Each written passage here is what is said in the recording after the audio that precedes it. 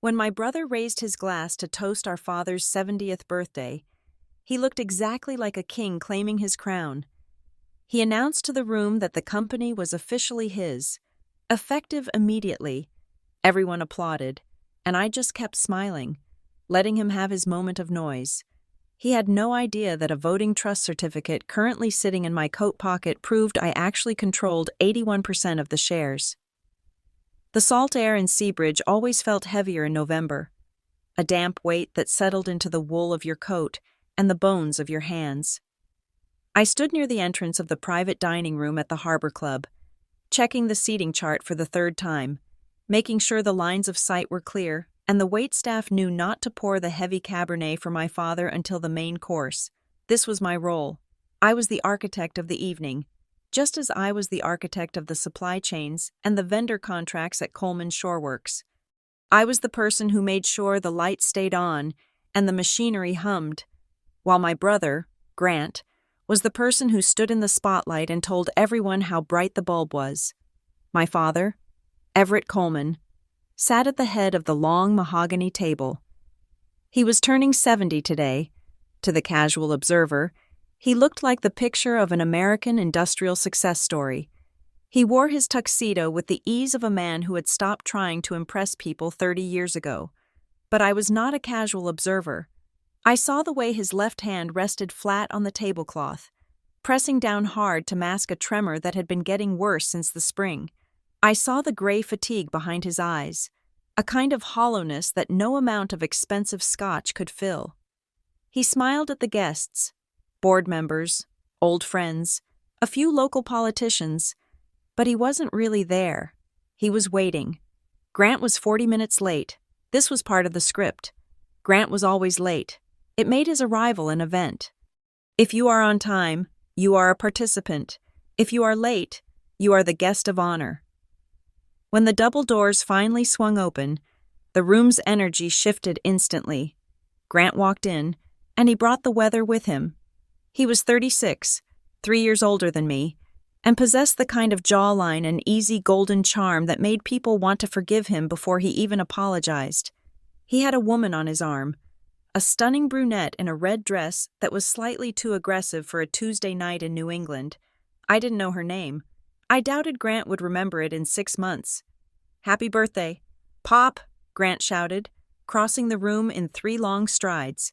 He didn't shake our father's hand. He clapped him on the shoulder, a gesture that looked affectionate, but actually made my father wince slightly. "Sorry about the delay. We got held up on the bridge. You know how it is." My father smiled, but the corners of his mouth didn't reach his eyes. "It is fine." "Grant, sit down." Grant didn't sit. He worked the room first. He shook hands with Miles Rourke, our chief financial officer. He winked at Daphne Wells, the longest-serving member of our board. He introduced his date to everyone as a digital brand strategist, though I noticed she spent the entire time checking her reflection in the dark window pane. I signaled the captain to begin service. As the waiters moved in with trays of oysters and champagne, I slipped into my seat at the far end of the table, opposite my father. I preferred the edges. You can see the whole board from the edge. Miles Rourke leaned toward me. He had been with the company since before I was born. He was a man of ledgers and nervous habits, constantly adjusting his spectacles or smoothing his tie. Tonight, he smelled of gin and anxiety. You should have sat closer to him. "Lillian," Miles whispered, gesturing toward our father with his fork. "I am fine here." "Miles," I said, "I have a good view." "You are too modest," he said, his voice low and urgent. "I saw the quarterly projections this morning. That logistics overhaul you implemented in the second quarter? It saved us nearly 12% on shipping. 12%. Lillian, that is the difference between a flat year and a profit. You need to tell them. You need to stand up and say, 'I did that. I took a sip of water.' The work speaks for itself." "Does it?" Miles asked. He looked down the table at Grant, who was currently laughing loudly at his own joke, holding court with 3 board members. Because from where I am sitting, the work is silent, and the boy is very loud. I looked at Miles. His eyes were watery, but his gaze was sharp. He was trying to tell me something without saying it. He was frightened. Miles was never frightened. He was the man who had steered us through the recession and the union strikes. If he was scared, the ice we were standing on was thinner than I thought. "Grant is just being Grant," I said, keeping my voice neutral. Miles shook his head. "He is not just being Grant. He is positioning. Look at him. He is not here to celebrate Everett. He is here to campaign." I looked back at my brother. Miles was right. Grant wasn't just drinking and charming. He was leaning in close to the influential people, speaking in low, confident tones, using his hands to chop the air as if he were shaping the future right there on the tablecloth. The dinner progressed through the courses: lobster bisque, roasted duck, the heavy wines I had warned the staff about. My father ate little. He watched Grant with an expression I couldn't parse. Was it pride? Or was it the wary assessment of a man watching a storm front roll in over the harbor? When the dessert arrived, a flourless chocolate cake that was my father's favorite, Grant stood up. He tapped a silver spoon against his crystal glass. The sound was sharp and commanding. The room fell silent. Grant cleared his throat. He looked good. I had to give him that. He looked like a CEO. He looked like the future. 70 years. Grant began.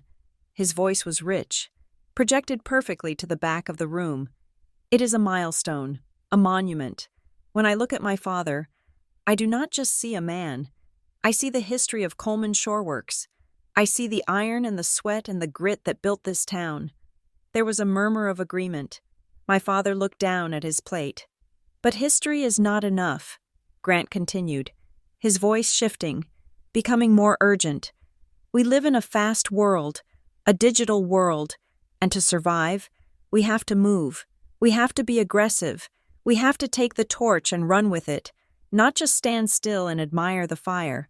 I felt a cold prickle on the back of my neck. This wasn't a birthday toast. This was a stump speech. "I have been talking with Dad a lot lately." Grant said. He was lying. I managed our father's calendar.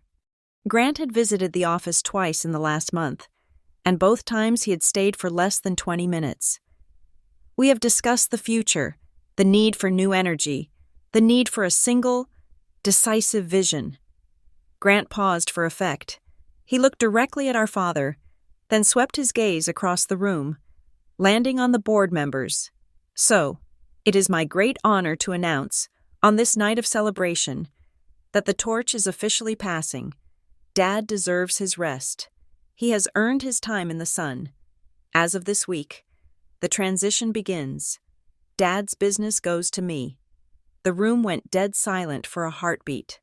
Grant grinned, a wide, winning smile. "It is settled. The paperwork is already in motion. I will be stepping up as CEO, and we are going to take Coleman Shore Works into a new era, to Everett Coleman, and to the future." For a second, nobody moved. Then, the applause started. It began with Grant's girlfriend, then Daphne Wells joined in, and then the rest of the room followed.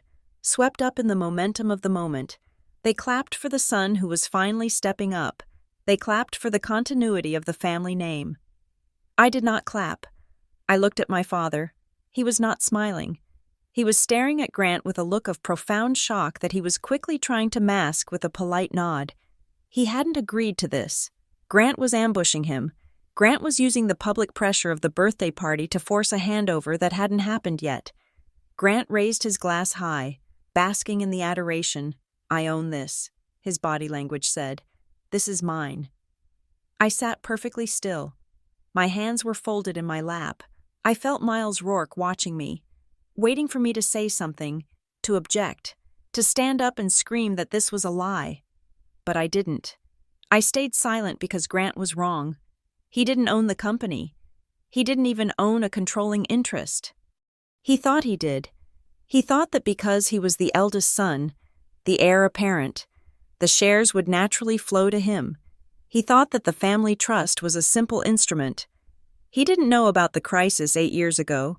He didn't know about the near bankruptcy that had almost swallowed us whole when Grant was off in Europe trying to launch a fashion startup. He didn't know that to save the company, my father had created a voting trust, a complex legal structure designed to keep the voting rights concentrated in the hands of the person who was actually doing the work. He didn't know that I had 81% of the voting power. I let the moment pass. I let them applaud him. I let him think he had won. Silence is a weapon, but only if you know when to unsheath it. Tonight was not the night. Tonight was for observation. I excused myself quietly, slipping away from the table while the room was still buzzing with the news. I needed air. I walked out into the hallway and toward the coat room. The attendant was on a break, so I stepped behind the counter myself. I found my trench coat and reached into the inner pocket. My fingers brushed the cold metal of a small key on my keychain. It was a simple key, for a small lockbox I kept in the trunk of my car. But tonight, I had brought the contents inside, tucked into the lining of my coat. I needed to feel them. I needed to know they were real. I pulled out the folded documents. The paper was heavy. Cream-colored bond, voting trust certificate, number 001, beneficial owner, Lillian Coleman, voting power, 81 Class A common shares. It wasn't a gift. That was the important part to remember. My father hadn't given it to me because I was his favorite. He had given it to me because 8 years ago, when the banks were calling in loans and the suppliers were holding shipments, I was the one who stayed up for 3 nights straight negotiating payment plans. I was the one who fired the incompetent managers. I was the one who rebuilt the inventory system from scratch. My father had transferred the shares to the trust to protect the company from his own mortality and from the whims of people who didn't understand the business. People like Grant. Lillian? I turned quickly, sliding the papers back into my coat. Daphne Wells was standing in the doorway of the coat room. She was a tall woman with silver hair cut in a sharp bob and eyes that missed nothing. She was holding a glass of champagne. "Hiding?" she asked. "Just checking a message." I lied smoothly. Daphne stepped into the small room. The space felt suddenly crowded. "That was quite a speech your brother gave." "It certainly was." I said, "Is it true?" she asked. Her voice was low, stripped of the social pleasantries she used in the dining room. "Is it settled?" "Grant seems to think so," I said. Daphne took a sip of her champagne. Her eyes locked on mine. She was measuring me. She was trying to decide if I was weak or just quiet. "You know, Lillian," she said, leaning against the counter, "rumors are a dangerous thing in a business like ours. Suppliers get nervous. Banks get nervous. Stability is the coin of the realm." "I agree." I said, "I heard some interesting whispers a few years ago." Daphne said, "About a share cleanup, about some restructuring your father did after the crisis. Nobody ever saw the final cap table. It was all very private. My father values privacy." I said. Daphne smiled, but it was a cold expression. "Grant has hired a firm, Kestrel Governance Partners. Have you heard of them?" I shook my head. "No, they are sharks. Lillian. They come in. They clean up the corporate governance. They streamline the board, and they consolidate power. Grant tells me he brought them on to professionalize the operation, to prepare for the transition. Why are you telling me this?" "Daphne?" She swirled the liquid in her glass. "Because if Grant brings in Kestrel, they are going to turn over every rock. They are going to audit every share transfer, every minute book, every signature from the last decade. If there are skeletons in the closet, they will find them. And if there are competing claims to the throne, well, they will eliminate them." She pushed off the counter and stepped closer to me. "I like you, Lillian. You are a worker. You are useful. But Grant is the face. The market likes a face. If you have any leverage, if you are holding on to anything, use it now, or lose it, because once Kestrel gets their hooks in, it will be too late." She didn't wait for an answer. She turned and walked back toward the party, her heels clicking on the marble floor. I stood there for a moment in the smell of wool and damp coats. Daphne had chosen her side. She was betting on Grant, but she was smart enough to hedge her bets by warning me. She wanted to see if I would fight back. I went back to the dining room. The party was winding down. My father looked exhausted. He was sitting in his chair, staring at the centerpiece, while Grant accepted congratulations from the guests. I walked over to my father.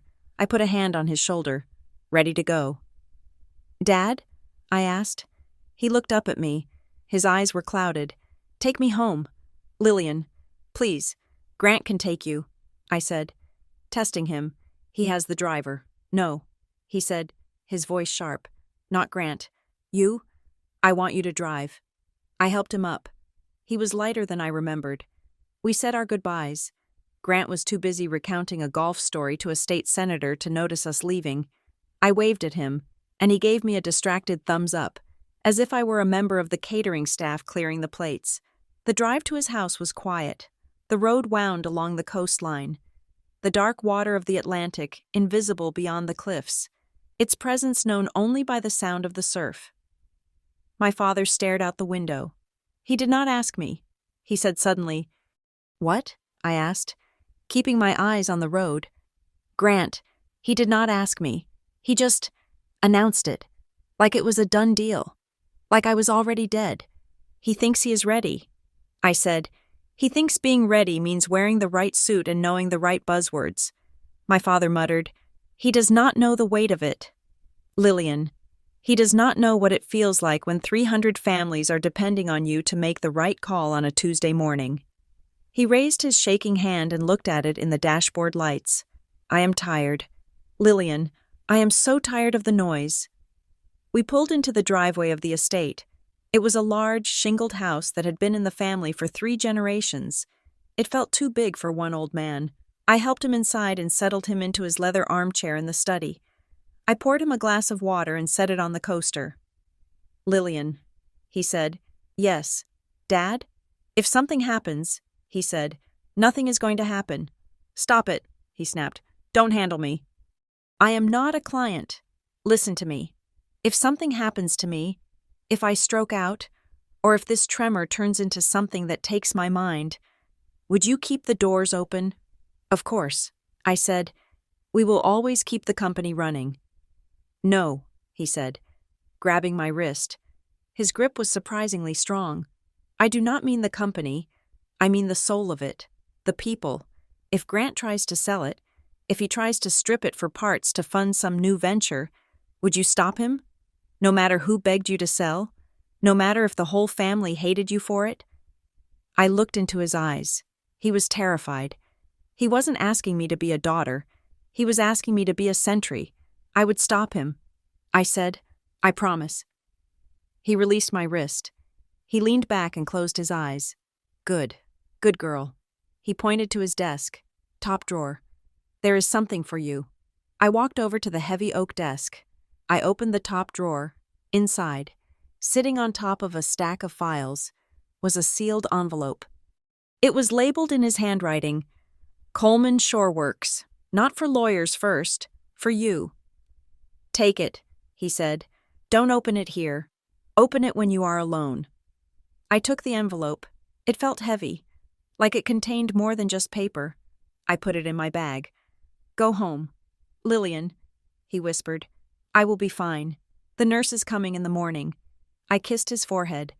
He smelled of old paper in the sea. "Good night, Dad." I drove back to my own house, a small, modern place closer to the manufacturing plant. My phone buzzed on the passenger seat. It was a text message from Grant to the family group chat. "Great night, everyone. Thanks for the support. Board meets Monday morning, 9:00 a.m. We'll make it official. Full agenda to follow. Let's rock and roll." I parked the car and sat in the dark driveway. Monday morning, 2 days. He was moving fast. He wanted to solidify his position before anyone could ask questions.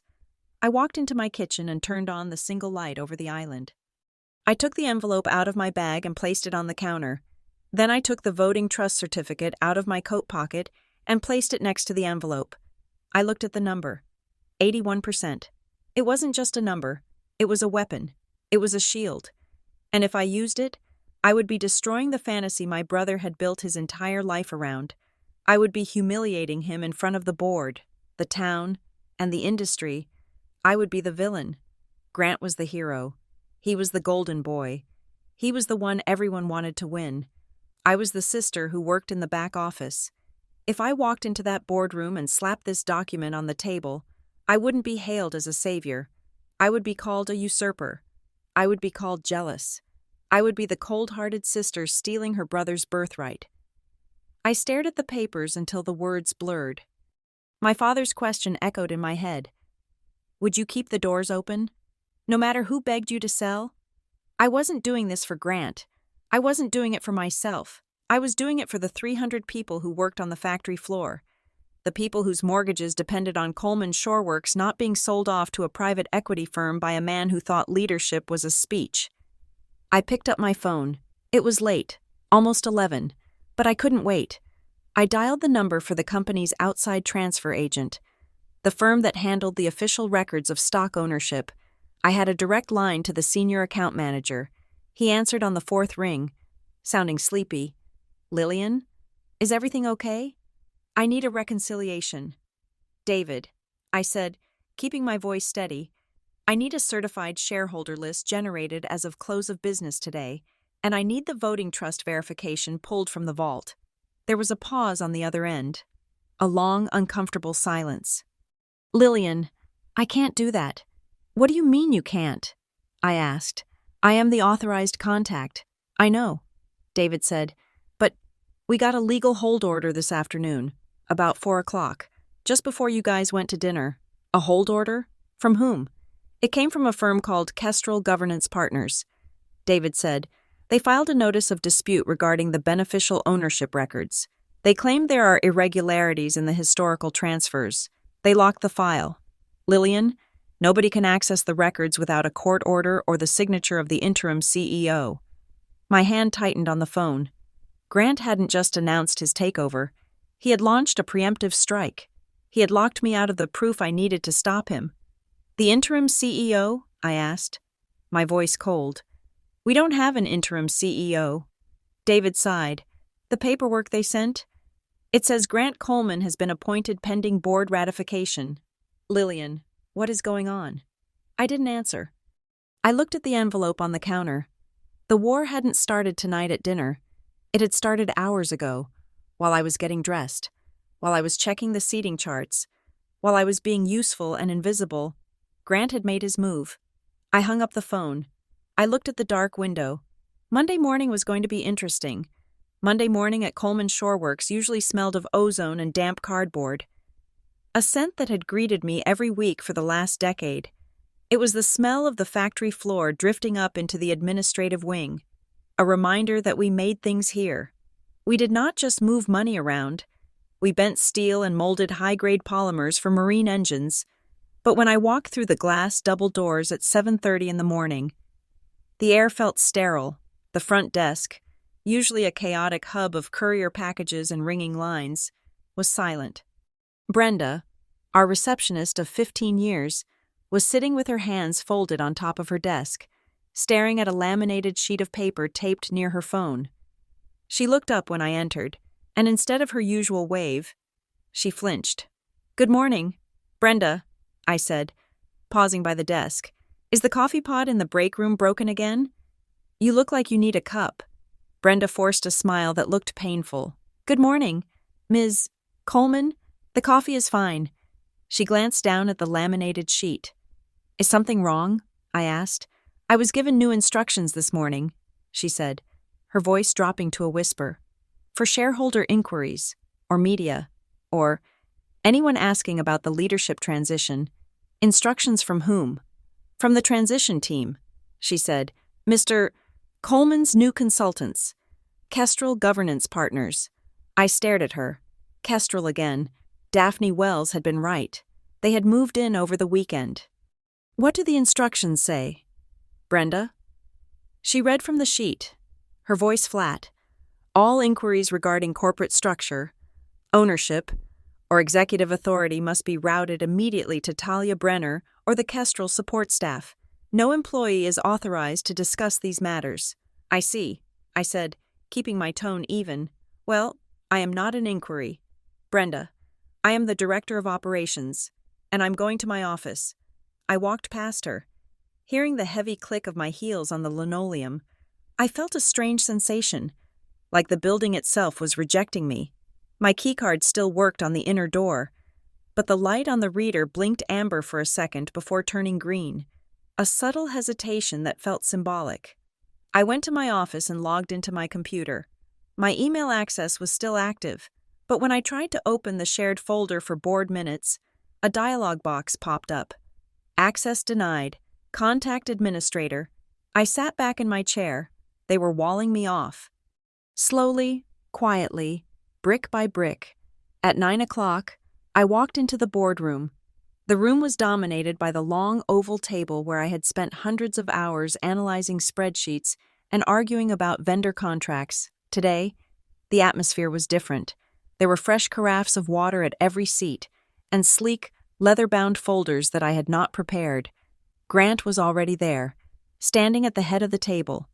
He was wearing a navy suit that fit him perfectly, his hair swept back, looking every inch the modern executive. Standing next to him was a woman I assumed was Talia Brenner. She was striking, with hair pulled back in a severe, elegant bun and a suit that cost more than my car. She wasn't holding a coffee cup. She was holding a tablet, tapping it with a stylus in a rhythm that suggested impatience. "Lillian," Grant said, beaming as if we hadn't just spent the weekend in a Cold War. "You made it. Come in. Sit down. You know Daphne and Miles. This is Talia Brenner from Kestrel." Talia looked up. Her eyes were a cool, pale gray. They swept over me, cataloging my clothes, my posture, and my potential threat level in a single second. "Ms. Coleman," Talia said. Her voice was smooth, like polished stone. "Grant has told me a great deal about your operational efficiency. It is a pleasure to meet you." "Likewise," I said, taking my usual seat, though I was surprised to hear we had hired an outside governance firm. Usually, that is a discussion for the board. Grant waved a hand dismissively. "It is just for the transition. Lil, just to make sure we don't drop the ball while Dad is..." Stepping back, "We need professional eyes on the structure." Daphne Wells was sitting to my right. She refused to meet my gaze. She was studying the leather folder in front of her with intense fascination. Miles Rourke sat opposite me. He looked pale, his skin the color of old parchment. He gave me a tiny, almost imperceptible nod. "Let us get started," Talia said, taking the seat next to Grant. "We have a tight agenda.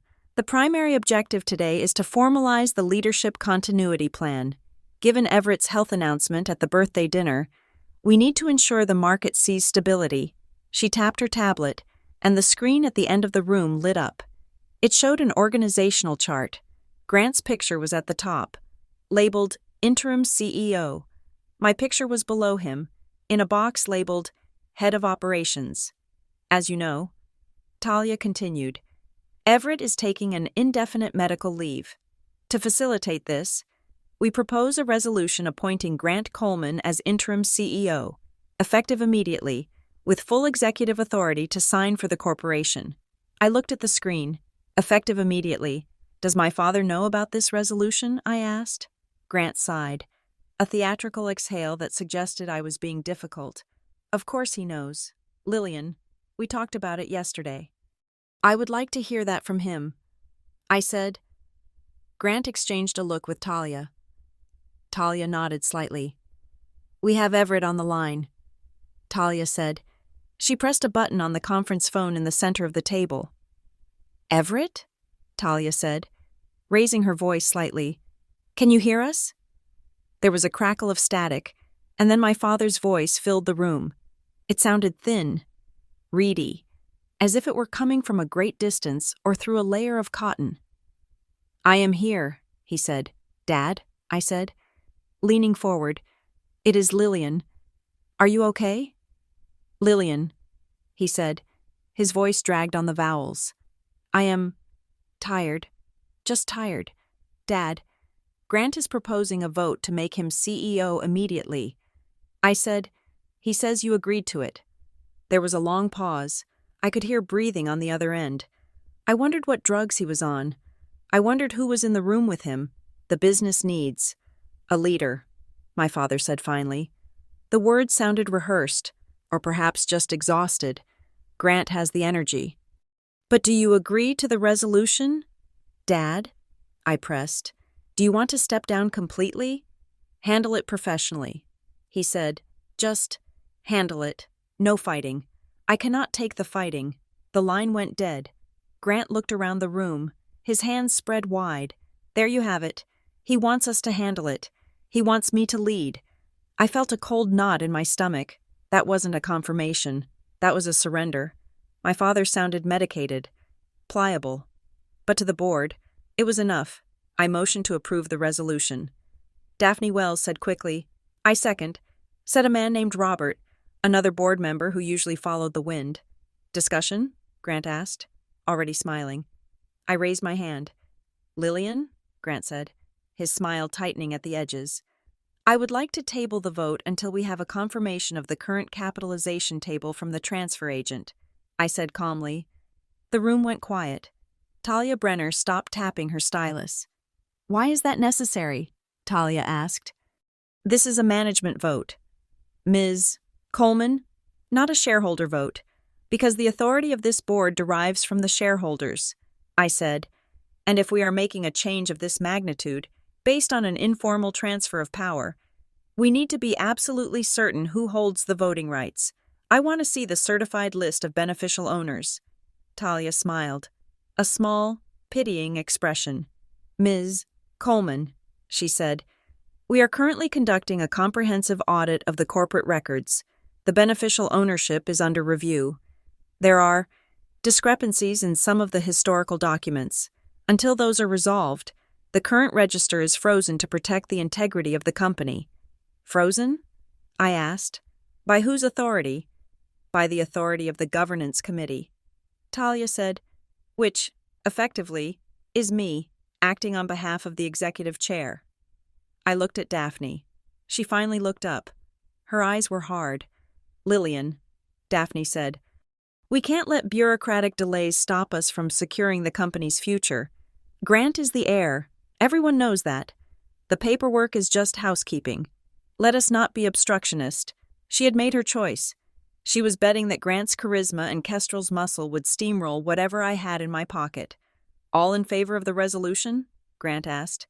Eyes all around the table. Miles Rourke hesitated, his hand hovering over the mahogany, but then he raised it slowly.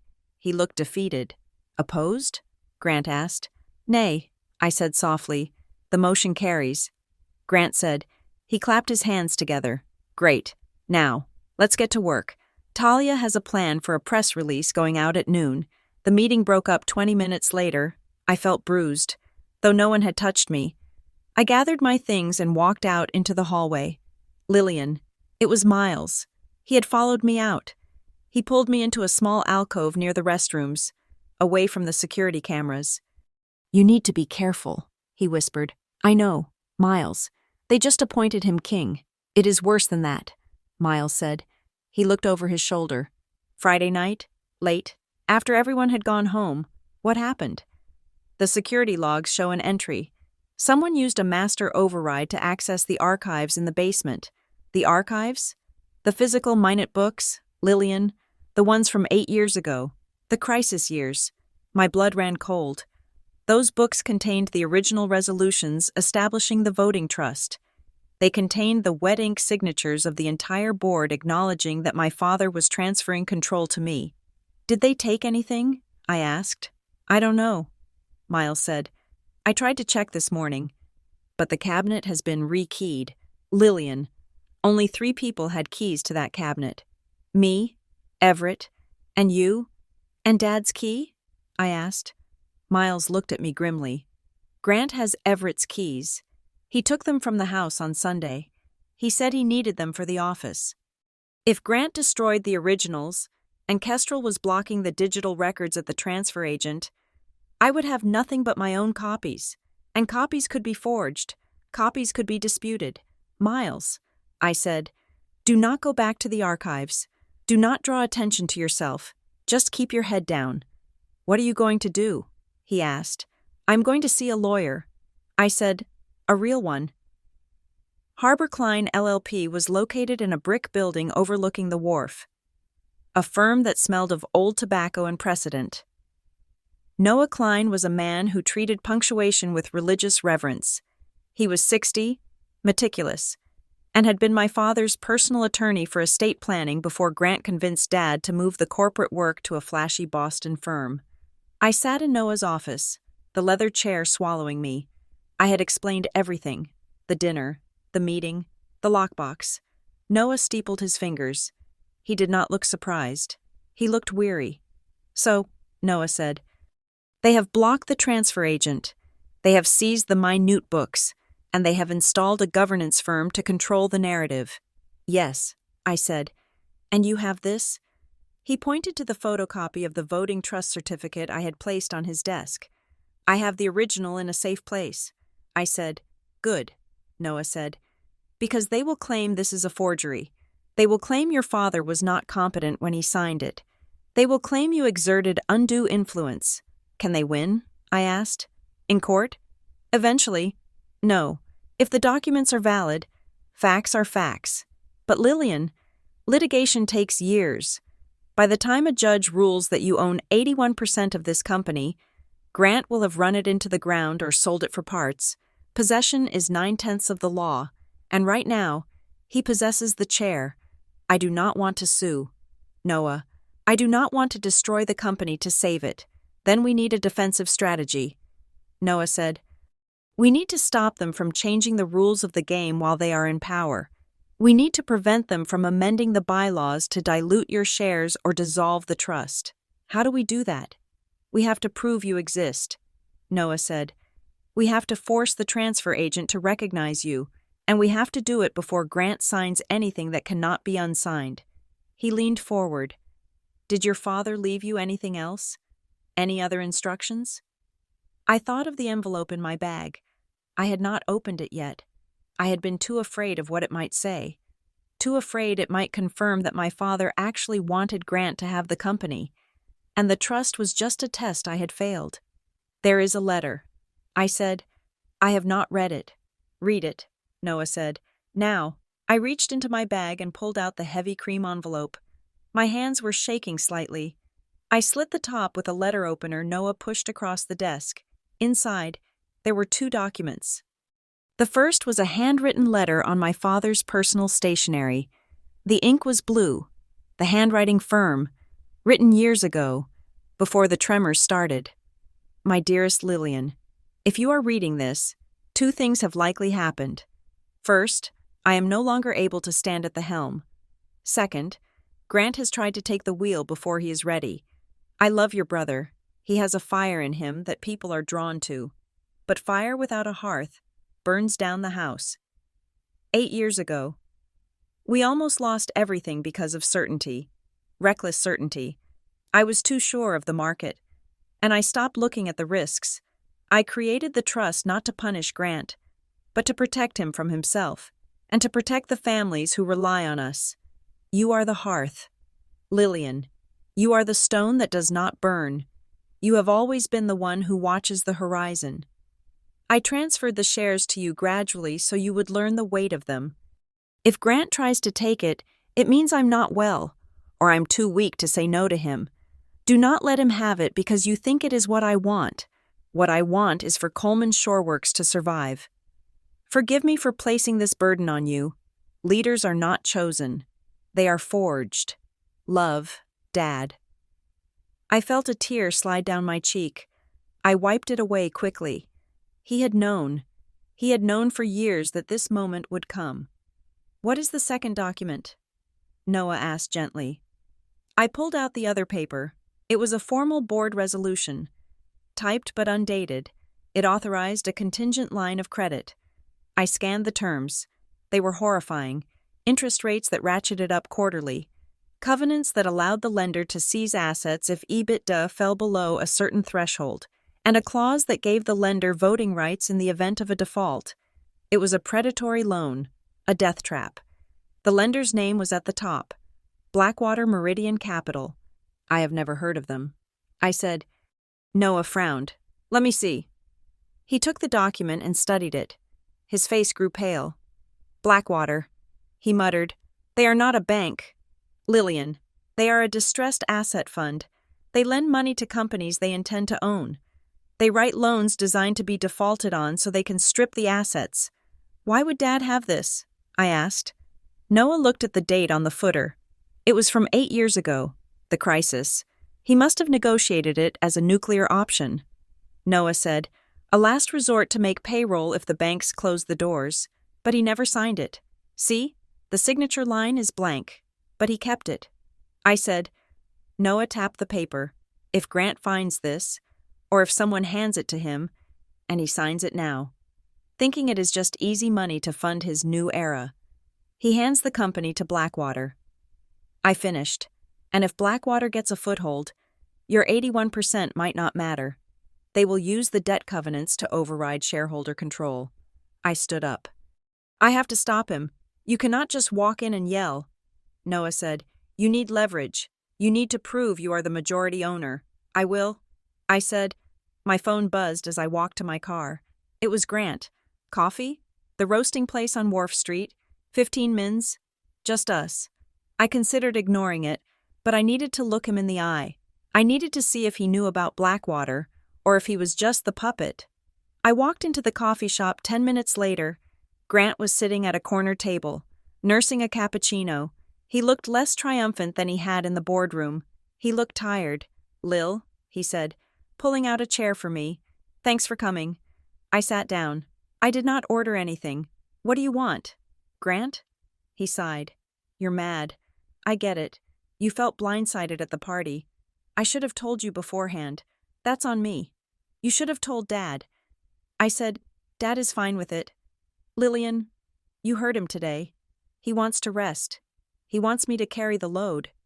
Grant leaned in, his voice dropping to a persuasive murmur. Look, I know you've been doing a lot of the heavy lifting on the ops side, and I appreciate it. I really do. But you and we have different strengths. You're great at the details, the logistics, but the company needs a face. It needs vision. And you are the vision? I have ideas.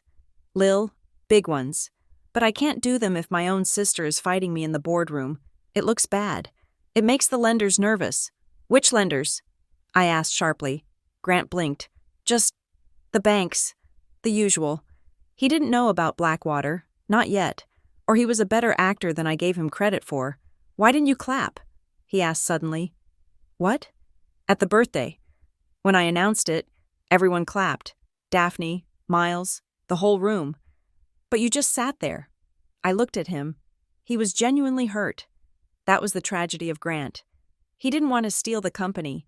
He wanted to be given it, and he wanted everyone to cheer while he took it. I didn't clap because it wasn't true. Grant, you don't own the company. He laughed, a harsh, brittle sound. Come on, Lillian. Don't be jealous.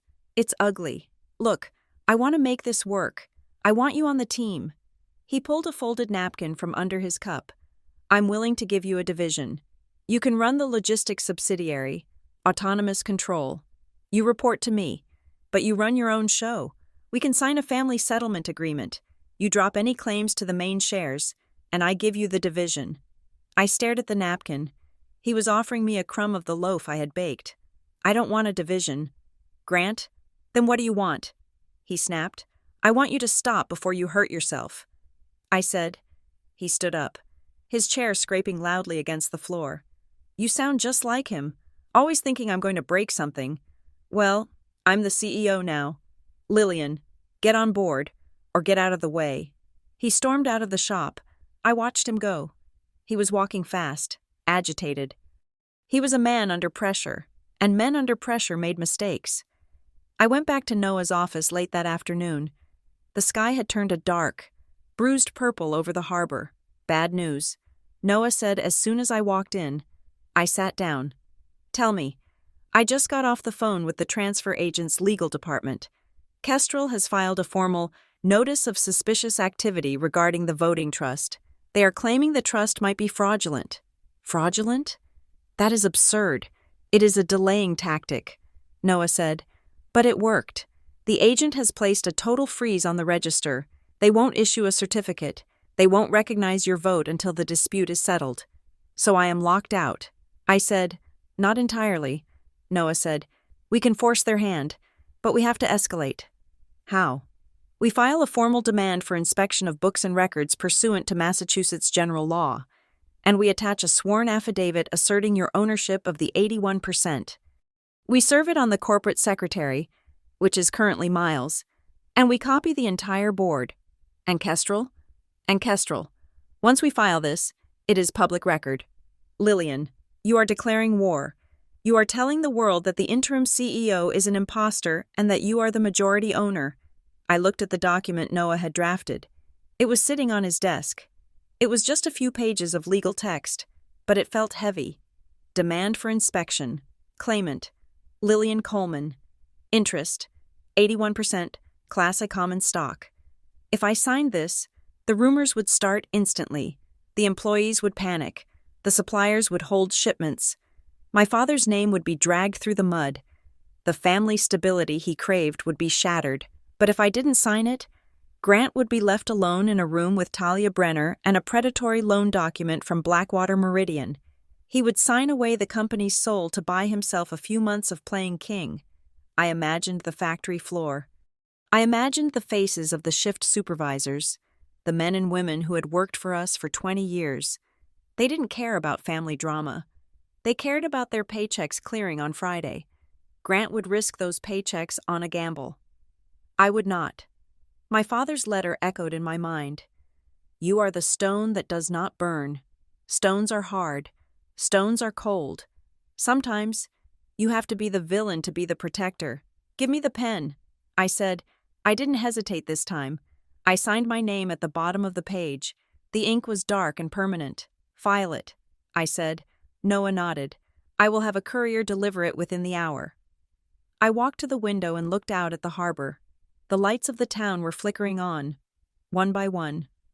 Somewhere out there, Grant was probably celebrating his first full day as king.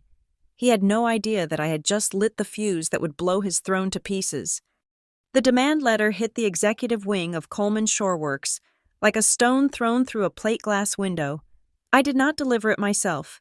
Noah Klein sent it via a bonded courier at 9 o'clock in the morning on Tuesday. By 10 o'clock, the atmosphere in the building had shifted from uneasy silence to a vibrating, low-frequency panic. It wasn't loud. There was no shouting. But in a manufacturing company, you learn to read the air. You learn that when the accounts payable clerks stop typing to whisper, and when the floor managers huddle near the coffee machines with their arms crossed, the ground is shifting. I walked through the administrative bullpen at 10:30. I held a stack of production schedules, keeping my posture straight, my face unreadable. Did you hear? A voice whispered from the cubicle farm. Suing her own brother. I heard the board is split. I heard Grant is firing everyone in operations. I kept walking, my heels striking the carpet with a steady, rhythmic thud. I did not look left or right. I walked straight to the break room, poured myself a cup of black coffee, and turned to face the room. There were 6 people there, 2 from accounting, 3 from logistics, and 1 of the junior engineers. They all froze when I turned around. "Good morning," I said. "Good morning, Ms. Coleman," the engineer said, his voice cracking slightly. "There is a lot of noise today," I said, keeping my voice calm and loud enough to carry into the hallway. "I want to make something very clear. The legal matters regarding the shareholder structure are administrative. They do not affect the production line. They do not affect the payroll run on Friday. And they certainly do not affect the orders we have to ship to the naval yard by Thursday." I took a sip of coffee. The company is stable. We are not pausing. We are not slowing down. Do we understand each other? Heads nodded. Shoulders dropped an inch. "Good," I said. "Let's get back to work." I walked back to my office, my heart hammering against my ribs. It was a performance. I had just lied to them. The company was not stable. It was bleeding from a self-inflicted wound, and I was the one holding the knife. My phone rang as soon as I closed my door. It was Noah. They responded. Noah said, "Fast. And? They are rejecting the demand." Noah said, "They claim the 81% is disputed." "Disputed how?" I asked, putting the phone on speaker and pacing the small length of my office. "The trust documents are clear. The chain of title is unbroken. They are claiming technical defects in the transfer instruments." Noah said, "Specifically, they are alleging that 3 of the key assignment deeds, the ones that moved the bulk of the shares into the trust 4 years ago, lack proper notarization. That is a lie. I said, I was there. I watched Dad sign them. I watched the notary stamp them. I know, Noah said. But Kestrel sent over copies of what they claim are the official files from the archive. The signature lines are there. Lillian. But the notary stamps are missing. They look like drafts that were never executed. My stomach turned over. How is that possible? It is possible if someone swapped the originals for the drafts in the minute book. Noah said. I stared at the wall. The minute books. The physical history of the company. Miles. I whispered. What? Miles told me. I said. He told me the cabinet was accessed Friday night. I hung up and went straight to the CFO's office. Miles Rourke was sitting at his desk, staring at a spreadsheet, but his eyes were unfocused. He looked 10 years older than he had at the birthday party. Miles, I said, closing the door and locking it. He looked up, startled. Lillian, you shouldn't be here. Grant has eyes everywhere. I don't care about Grant's eyes. I said, I care about the minute books. Kestrel is claiming the notarized assignments are missing. They are saying I own nothing because the paperwork was never finished. Miles took off his glasses and rubbed his face. His hands were shaking. I told you. He said, the cabinet. Did you check the logs? I asked. Who opened it? Miles hesitated. He opened his drawer and pulled out a folded piece of paper. He slid it across the desk to me. I checked the security server directly. Before they locked me out of that too. Miles whispered, Friday night, 11:15. The badge ID used to enter the records room was yours. Lillian. I stared at him. That is impossible. I was at home. I was asleep. I know. Miles said, but the system says it was your badge, and when I tried to pull the video feed to prove it wasn't you, the file was corrupted. Corrupted? Glitch, Miles said, making air quotes with his fingers. Just for that 20-minute window, I called the IT vendor, the company that manages our servers. They said it was a routine maintenance error. Who is the vendor? I asked. Apex Systems, Miles said. I knew the name. Apex was a mid-sized tech firm in Boston, but the name triggered a memory. Apex, I said. That is the company Grant's friend runs, the one he plays golf with. Jason something. Jason Teller, Miles confirmed. I felt a cold clarity settle over me. It wasn't just Grant being opportunistic. This was a heist, a coordinated, digital and physical heist. They had used a cloned badge, probably copied from mine weeks ago, to enter the room, swap the documents, and then had the IT vendor wipe the footage. They are rewriting history. Miles, I said, they are erasing the last 8 years. What can we do? Miles asked. If the documents are gone, the documents in the cabinet are just paper. I said, the truth has to be recorded somewhere else. The transfer agent. They are blocked. Miles reminded me. For now, I said, I left the office and walked out to the parking lot. I didn't tell anyone where I was going. I drove 2 hours south to Boston, to the Glass and Steel Tower where the transfer agent, Equiserve Trust, had their offices. I didn't call ahead. I walked into the lobby, presented my ID, and demanded to see the senior compliance officer. The receptionist tried to tell me I needed an appointment. I told her I was the majority shareholder of a client company and I would sit in the lobby until security dragged me out or someone spoke to me. 20 minutes later, a short, balding man in a gray suit came out. It wasn't David, my usual contact. It was someone higher up. Ms. Coleman, he said, looking nervous. I'm Robert Vance, Director of Compliance. Please, come back. He led me to a small conference room. He didn't offer me water. I want to see the register. I said, I want to see the entry for Coleman Shoreworks. Ms. Coleman, we have explained to your counsel. There is a hold. I know there is a hold, I said, leaning forward. Kestrel put it there, but Kestrel is a consultant. I am the owner. And I know for a fact that your internal records showed 81% in my name as of last week. You sent me the summary yourself 3 months ago. Vance sighed. He looked at the door to make sure it was closed. Look, he said, lowering his voice. Off the record? Off the record. I said. The ownership structure in our system. It matches your claim. The 81% is there. The transfers from 4 years ago were logged and verified at the time. We have the digital scans of the notarized deeds in our backup archives. I let out a breath I didn't know I was holding. So they exist. They exist, Vance said. But that doesn't matter right now. Why not? Because the hold isn't just about missing stamps. Ms. Coleman, that is the surface argument. The real reason legal locked the account is the affidavit filed this morning. What affidavit? It was filed by Kestrel, on behalf of the company, Vance said. It's a notice of capacity concern. They are alleging that at the time the transfers were executed, the grantor, your father, lacked the medical and mental capacity to understand the transaction. I froze. They attached a preliminary medical opinion. Vance continued. It cites a history of neurological decline. If the grantor was incompetent, the transfers are void ab initio. It doesn't matter if they were notarized. It matters if he knew what he was signing. I sat back in the chair, feeling the blood drain from my face. They weren't just calling me a forger. They were calling my father senile. They were going to drag his dignity into the open court and dissect his mind to win a boardroom brawl. How long does the hold last? I asked.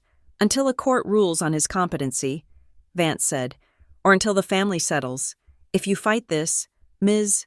Coleman, it will take months, maybe a year. And during that time, the register stays frozen. The status quo remains. And the status quo is Grant, I said. Vance nodded. The status quo is the current sitting board and the interim CEO. I walked out of the building into the cold Boston wind. I felt sick. Grant was willing to destroy our father's reputation to steal his legacy. He was betting that I wouldn't fight back because fighting back meant confirming that Dad was losing his mind. I needed to see him. I drove back to Seabridge, but not to the office. I drove to the medical center where my father had his standing Tuesday appointment with his neurologist. I knew the schedule. I managed the schedule. I found him in the waiting room. He was sitting alone, thumbing through an old sailing magazine. He looked small in the oversized chair. Dad, I said softly. He looked up. A smile broke across his face.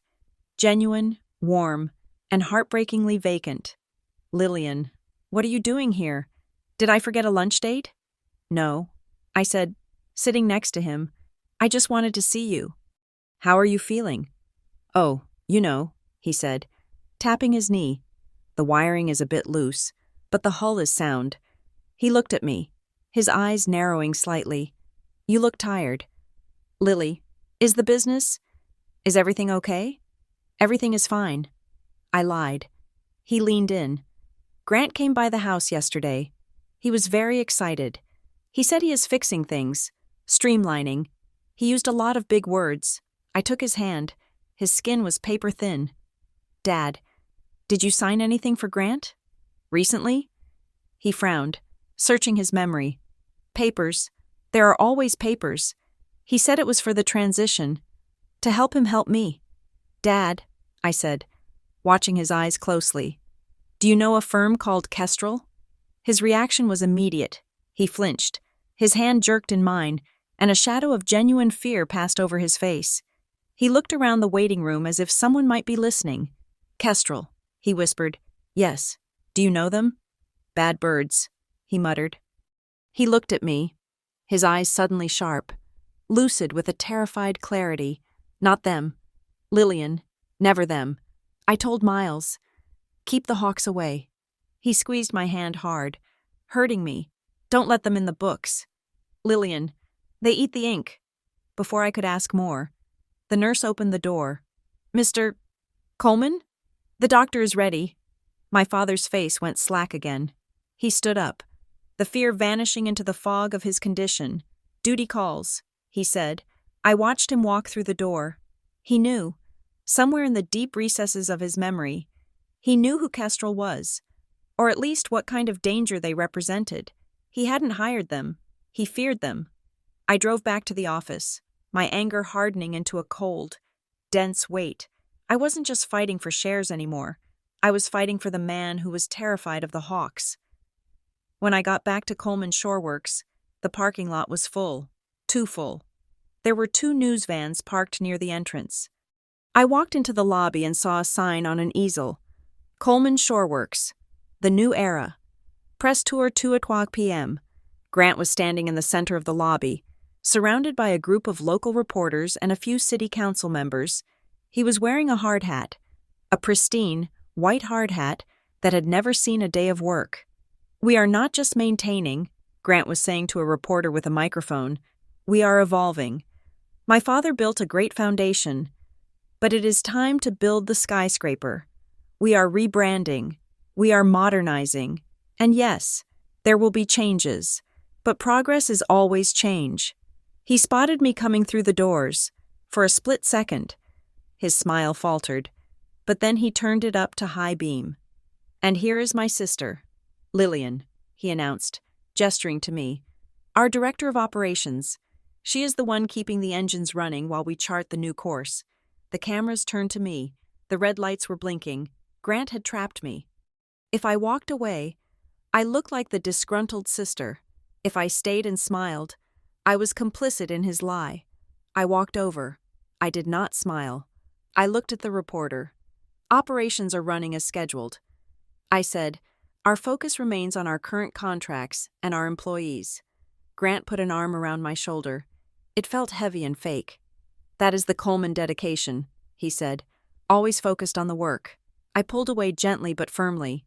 "Excuse me," I said, "I have a production meeting." I walked past the cameras, past the smile, and into the secure hallway. I felt like I needed a shower. He was using the press tour to cement his narrative. The New Era. If I tried to assert ownership now, the headline wouldn't be "Rightful Owner Claims Control." It would be "Jealous Sister Tries to Sabotage Brother's Vision." I went straight to Noah's office that evening. I was done with polite defensive maneuvers. "We need a weapon." "Noah," I said, "a real one." Noah was sitting at his desk, surrounded by boxes of old files. He looked dusty and triumphant. "I think I found one," he said. "What?" He pulled a thin, yellowed file from a stack. It smelled of mildew. "I went back through the incorporation documents from the restructuring 8 years ago," Noah said. "I was looking for anything that might have been overlooked, any entity that was created but never used.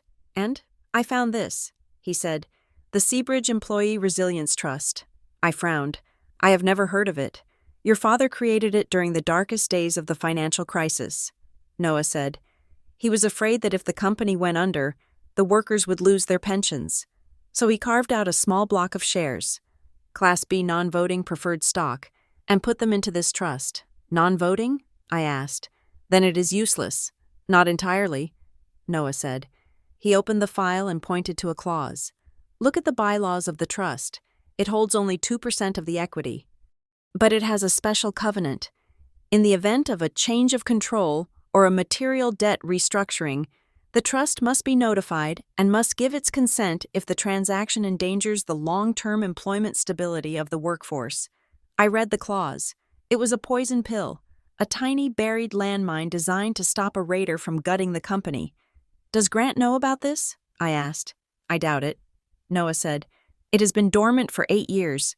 It doesn't show up on the main cap table because the shares are treasury stock until activated." "Who is the trustee?" I asked. Noah turned the page. "Rita Holloway." I sat back. Rita. Rita Holloway had been the plant manager when I was a teenager. She was a legend on the floor. A woman who could weld better than the men and run a spreadsheet better than the accountants. She had retired 5 years ago to a small house on the salt marshes. She was tough, fair, and she had zero patience for nonsense. "If she is the trustee," I said, "she has standing. If Grant signs that deal with Blackwater, that is a material debt restructuring. And if Blackwater intends to strip assets, that endangers employment stability."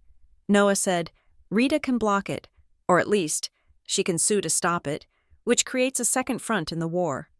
I stood up. "I am going to see Rita." Rita's house was a small, weathered cottage with a garden full of hardy coastal roses.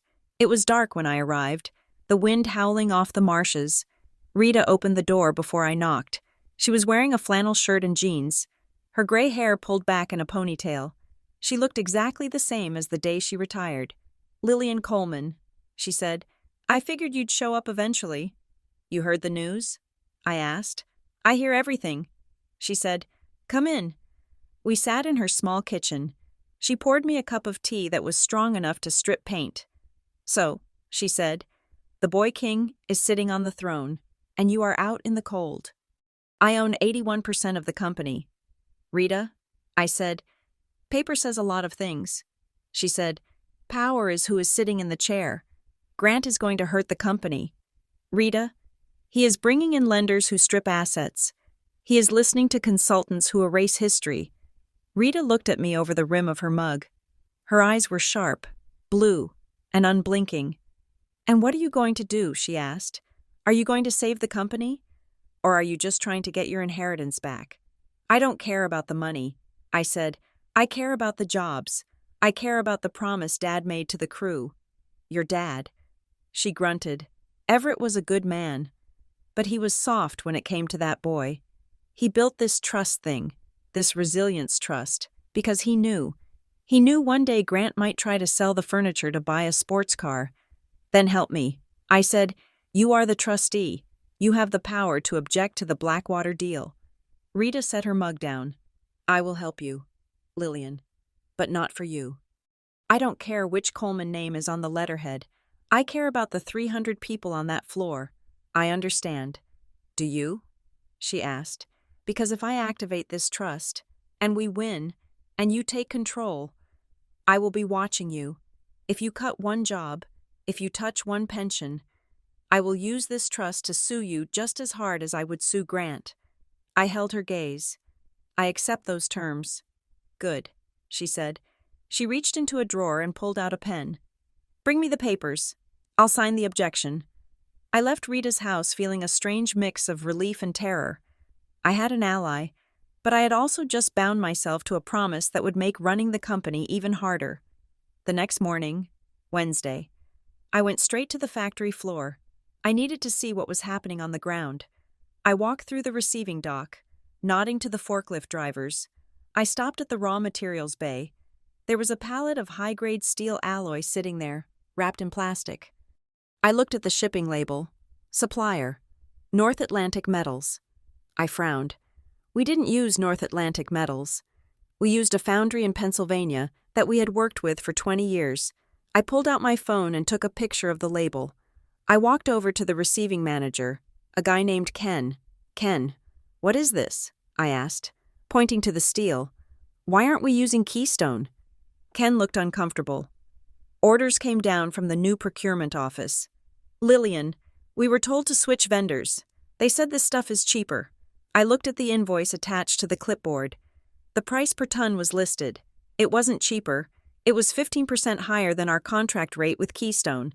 I went back to my office and ran a search on North Atlantic Metals. The website was generic, full of stock photos. I looked up the corporate registration. It was a Delaware LLC, formed 3 weeks ago. The registered agent address was a P.O. box in Wilmington. I dug deeper. I called a contact I had in commercial credit. I asked him to run the tax ID. He called me back in 10 minutes. "Lillian, this is a shell," he said. "It has no credit history, but the principal officer listed on the filing. It's a holding company called Meridian Ventures. Meridian, as in Blackwater Meridian." The picture snapped into focus. It was a siphon. Grant wasn't just borrowing money from Blackwater. He, or rather, the people controlling him, were rerouting our supply chain through their own shell companies. They were charging us inflated prices for materials, draining cash from Coleman Shoreworks and funneling it directly back to themselves. They were bleeding us dry before the loan was even signed. I sat there, staring at the screen. This wasn't just incompetence. This was looting. My email pinged. It was a message from an external address. Proton mail. Encrypted. No name. Subject: the birthday. I opened it. The body of the email was just 2 sentences. "Check the birthday footage. The announcement wasn't for you. It was for the lender." I stared at the words. I thought back to the night at the Harbor Club. Grant's speech. "Dad's business goes to me." The applause. The camera-friendly girlfriend. I had assumed it was ego. I had assumed he just wanted the glory. But what if it was a condition? What if Blackwater had told him, "We don't lend to a committee, we lend to a CEO. You get the public declaration, you get the title, and then you get the money." He had to stage the coup in public to unlock the financing. I needed that footage, not the edited clips on Instagram, the raw feed. I picked up the phone. I knew the manager of the Harbor Club. I knew every vendor in this town. It was time to call in a favor. The raw footage from the Harbor Club arrived on a flash drive, delivered by a waiter I had tipped well for 10 years. It cost me $500 and a promise that his name would never surface in the company logs. I sat in my home office, the glow of the monitor the only light in the room. It was 1 o'clock in the morning on Thursday. The house was silent, but my mind was loud with the hum of conspiracy. I plugged in the drive and opened the file labeled Cam 2, Private Dining Nov 14. The angle was high and wide, a security feed meant to catch slip and falls, not corporate espionage. The resolution was grainy, but the faces were clear enough. I scrubbed the timeline forward to the toast. There was Grant, standing tall, his glass raised. I watched myself sitting frozen at the table. I watched my father looking down at his plate. It was painful to relive the moment of my public erasure, but I forced myself to look past the family drama. I looked at the edges of the frame. There, in the back corner near the service entrance, stood Talia Brenner. She wasn't watching Grant. She was speaking to a man in a dark suit. He was tall, broad-shouldered, with a shaved head. He wasn't a guest I recognized. He wasn't a local politician or a board member. I zoomed in. The pixels blurred, but I caught the profile. He was handing Talia a thick envelope. She took it, slid it into her portfolio, and then turned to applaud just as Grant said, "Dad's business goes to me." I took a screenshot of the man's face. I ran it through a reverse image search, then cross-referenced it with industry deal announcements. It took 20 minutes. Marcus Vane, Senior Managing Director, Blackwater Meridian Capital. I sat back, the cold realization settling in my chest like lead. The birthday party hadn't been a celebration. It had been a closing dinner. Grant's announcement wasn't just ego. It was a contractual deliverable. Blackwater wouldn't lend to a committee or a disputed estate. They needed a declared monarch. Grant had to claim the throne publicly to unlock the vault. I closed the laptop. The enemy was inside the gates. The next morning, I cornered Miles Rourke in the company archives room. He was trying to look busy with a stack of tax files, but his hands were trembling. "Miles," I said, closing the door and leaning against it. "Lillian, please, if Kestrel sees us, I don't care about Kestrel. Miles, I care about Blackwater Meridian." He froze. The color drained from his face, leaving him looking gray and brittle. "How do you know that name?" he whispered. "I found the unexecuted loan agreement in Dad's desk." I said, "And I saw Marcus Vane at the birthday party. Tell me the truth. Miles, did Dad ever intend to sign that deal?" Miles took off his glasses and rubbed the bridge of his nose. He looked exhausted, a man carrying a secret that was too heavy for his spine. "No," he said, "never." "Then why does the document exist? It was 8 years ago." "Lillian, the recession. We were weeks away from missing payroll. The banks had tightened up. Everett was terrified of a hostile takeover from the competitors. He met with Blackwater as a nuclear option." "A nuclear option?" "A poison pill," Miles explained. "The terms were so toxic, so punishing, that if anyone tried to buy the company hostilely, we could trigger the debt and make the company worthless. It was a shield. Lillian, it was meant to be a threat that sat in a drawer, never to be used, and now Grant has found it." I said. Miles nodded miserably. "He found the draft, and he thinks it is a lifeline. He thinks he is securing capital for his expansion. He doesn't understand that the moment he signs that paper, he is handing them the keys. The covenants are designed to be breached. They will default us within 6 months and take the equity. Does he know?" I asked. "Does he know it's a trap?" "He thinks he is smarter than the trap," Miles said. "Talia Brenner has convinced him that with Kestrel's guidance, they can navigate the terms. She is feeding his ego. Lillian, she tells him he is a visionary. and visionaries need war chests. I looked at the old man who had been my father's conscience for 30 years. You have to help me stop him. Miles, I can't, he said, his voice breaking. They have my personnel file. Lillian. They found something from my past, a personal loan I took against my 401k years ago when my wife was sick. I paid it back, but I didn't declare it properly. It is technically embezzlement. Talia told me if I speak up, they will prosecute. I looked at him with pity, not anger. They had compromised everyone. Keep your head down. Miles, I said softly, I will handle this. At 10 o'clock. The email went out. Emergency board meeting, Friday, 9 o'clock a.m. Agenda, approval of interim financing facility to address market volatility. Market volatility. It was a lie. The market was stable. Our orders were strong, or they would be. If we weren't rerouting supplies through expensive shell companies, Grant was creating the crisis to justify the cure. I went to Noah Klein's office. The air smelled of old law books and stale coffee. He is pulling the trigger. I said, the vote is tomorrow. Noah looked at the agenda I had printed out. If the board approves this financing, the 81% question becomes moot. Blackwater will have a senior lien on all assets. Even if you win the ownership fight later, you will inherit a hollow shell. Then I have to use the vote, I said. I have to walk in there tomorrow and drop the hammer. Noah nodded. It is the only way. You present the demand letter, the affidavit, and the physical certificate.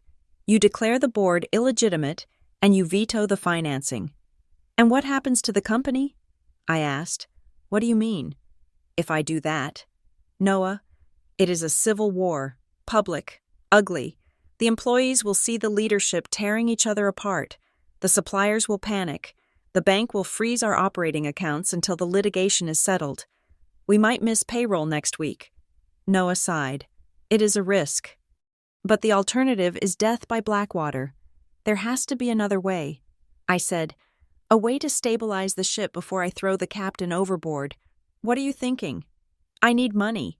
I said, clean money. If I can walk into that room with a committed line of credit from a reputable bank, one that doesn't have predatory covenants, I can argue that the Blackwater deal is unnecessary. I can kill the motion on fiduciary grounds without having to reveal the ownership dispute yet. You have 24 hours, Noah said. No bank moves that fast. I know a banker. I said, North Harbor Federal was a regional bank, the kind with heavy oak doors and tellers who gave lollipops to children. It was conservative, slow, and boring, exactly what we needed. I met with Alan Henderson, the senior commercial lending officer. I had gone to high school with his daughter. He was a man who wore suspenders and trusted spreadsheets more than speeches. I laid the financials on his desk. Not the glossy deck Grant was using, the real numbers, the operational efficiency reports I had generated myself. The fundamentals are strong. Alan, I said, we have a backlog of orders for the next 18 months.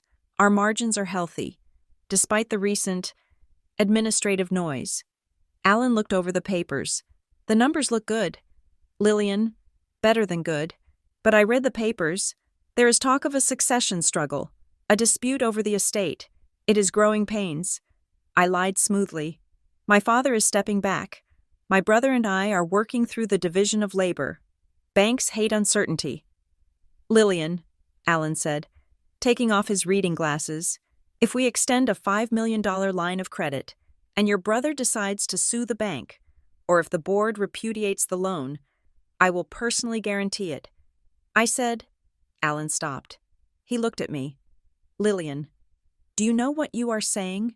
You are talking about pledging your personal assets, your home, your savings, your 401k, everything. I said, I will sign a full recourse personal guarantee. If the company defaults, you take my house, you take my car, you take everything I own. Alan stared at me. He saw the desperation, but he also saw the resolve.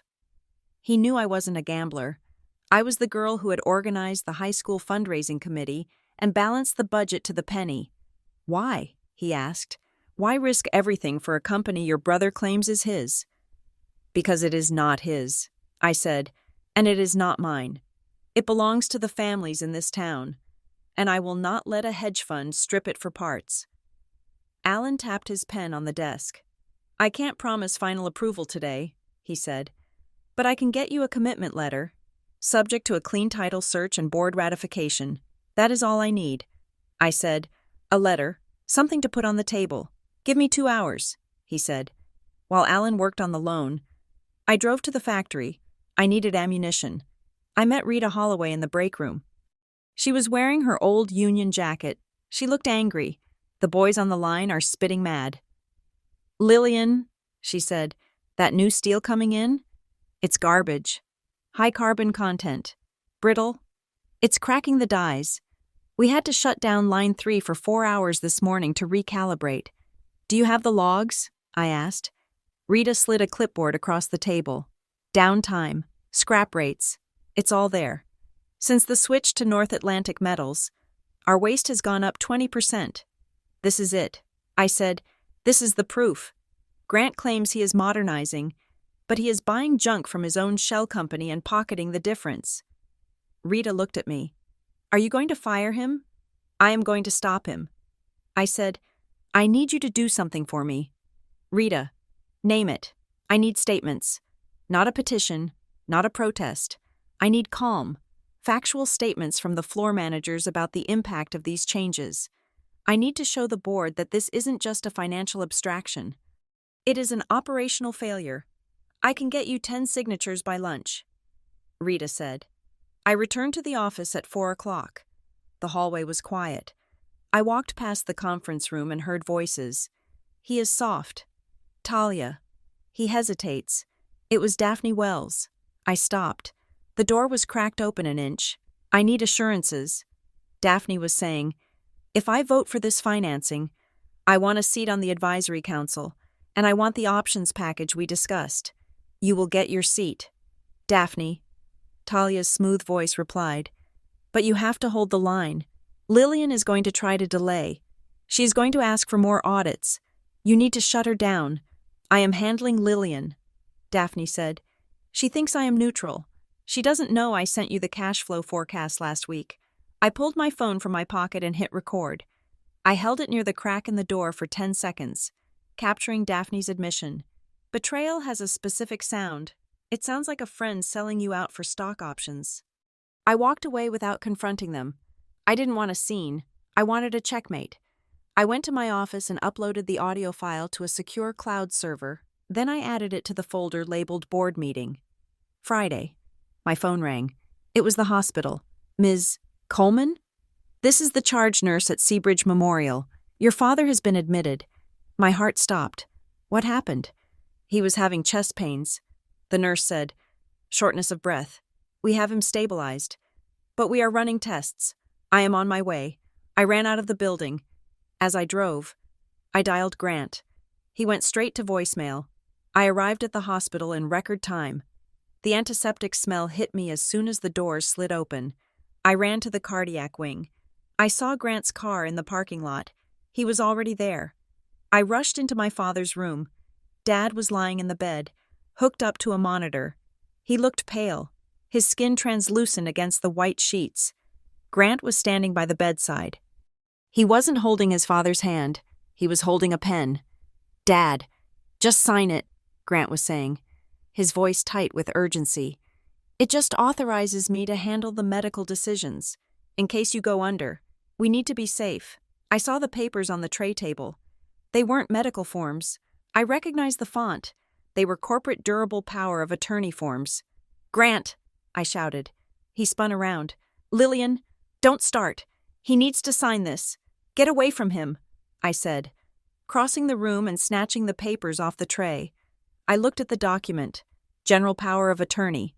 It would give Grant the right to vote Dad's personal shares, the ones not in the trust. It would give him total control over the estate. You are unbelievable, I hissed. He's having a heart attack, and you are trying to get him to sign a proxy? I am trying to protect the family, Grant shouted. His face was flushed, his eyes wild. If he dies, the estate goes into probate. The company freezes. We lose everything. We won't lose anything if you stop trying to steal it. Dad groaned. He opened his eyes. He looked at Grant, then at me. He looked confused, terrified. "No papers," he whispered. "No more papers." I pressed the call button for the nurse. "I am the patient's daughter." I told the nurse who rushed in, "I am invoking a request for a neutral patient advocate. No documents are to be signed by this patient. No legal business. He is medicated and under duress." The nurse looked at Grant. "Sir, I'm going to have to ask you to step out." Grant looked at me with pure hatred. "You think you're so righteous, don't you?" "Out," the nurse said firmly. Grant stormed into the hallway. I stayed with Dad until he fell back asleep. I kissed his forehead. "I promise." "Dad," I whispered, "it ends tomorrow." I walked out into the corridor. Grant was pacing, slamming his fist into his open palm. "Grant," I said. He spun on me. "You think you're saving him," he said, his voice shaking. "But you're stealing my life." "I'm not stealing anything." "Grant, you are. You have always been the one he trusted. Ask Lillian. Lillian knows. I have spent 36 years trying to get him to look at me the way he looks at a balance sheet. And now, when I finally have a chance to prove I can do it, you cut my legs off." I looked at him. I saw the little boy who used to break his toys just to see if Dad would fix them. I saw the grief, the insecurity, the desperate need for validation that had been twisted into ambition by people like Talia Brenner. He didn't want the company because he loved business. He wanted the company because he thought it was the only way to get his father's love. "Grant," I said softly, "he loves you, but he knows you. He knows you aren't built for this, and that is okay. You don't have to be him." "I don't want to be him," Grant yelled, tears standing in his eyes. "I want to be me, but I can't be me if I'm just Lillian's brother." He turned and walked away, down the long, sterile hallway. I watched him go. It broke my heart, but it didn't change the math. If I let him win, he would destroy the very thing he was trying to inherit. I sat on a plastic chair in the waiting room and called Noah. "It is time," I said. "Are you sure?" Noah asked. "Yes." Grant tried to force a signature in the ICU. "He is out of control. We can't wait for the quiet fix. So, tomorrow?" "Tomorrow." I said, "I am bringing the certificate. I am bringing the affidavit. And I am bringing the truth. Make sure you have security."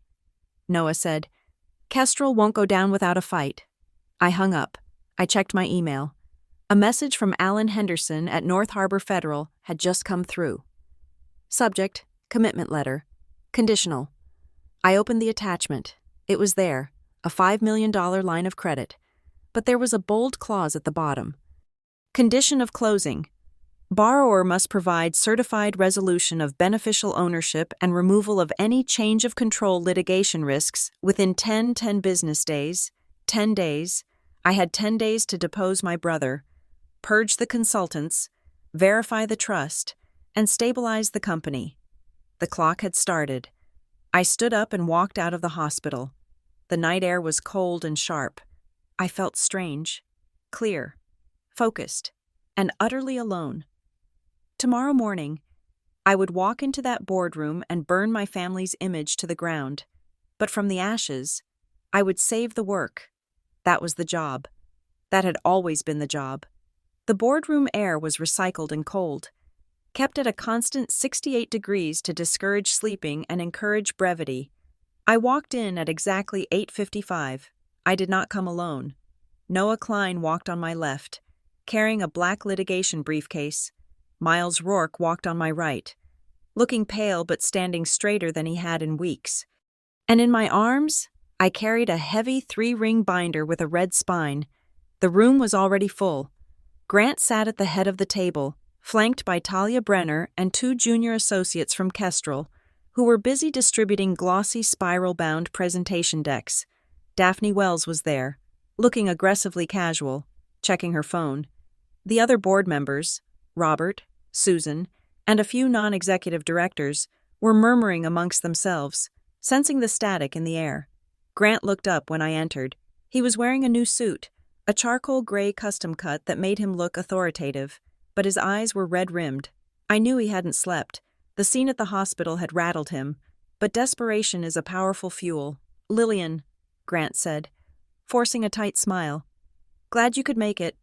We have a packed agenda." I did not smile back. I walked to the opposite end of the table and placed the red binder on the mahogany surface. It made a heavy, dull thud that silenced the room. "Good morning, Grant," I said. I took my seat. Noah and Miles sat on either side of me.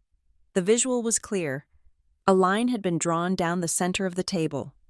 Grant cleared his throat and stood up. He didn't look at the binder. He looked at the screen behind him, where a slide titled Strategic Liquidity Initiative was glowing in blue and white. "Thank you all for coming on short notice," Grant began. His voice was strong, rehearsed. "As you know, the market is reacting to the news of Dad's health. Uncertainty is expensive. We are seeing some volatility in our supply chain pricing and some hesitancy from our traditional lenders. To protect the company, to ensure we can keep growing during this transition, we need a war chest." He clicked a remote. The slide changed to a complex diagram showing cash flow injections. "I have secured a bridge financing facility from Blackwater Meridian Capital," Grant said. "It is a $5 million revolving line of credit, available immediately upon signature. It stabilizes our operating cash, allows us to modernize the equipment, and sends a signal to the market that Coleman Shoreworks is liquid and aggressive." Talia Brenner leaned forward, her hands clasped on the table.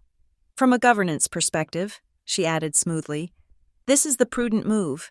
The terms are standard for a company in transition. It locks in capital before the rates hike. We recommend immediate approval." Grant looked around the room. "I move to approve the Blackwater Meridian financing facility and to authorize the interim CEO to execute all necessary documents." "I second," Daphne Wells said instantly. "Discussion?" Grant asked, his hand hovering over the gavel he didn't actually own. I stood up. "I object." I said. Grant sighed, a sound of exaggerated patience.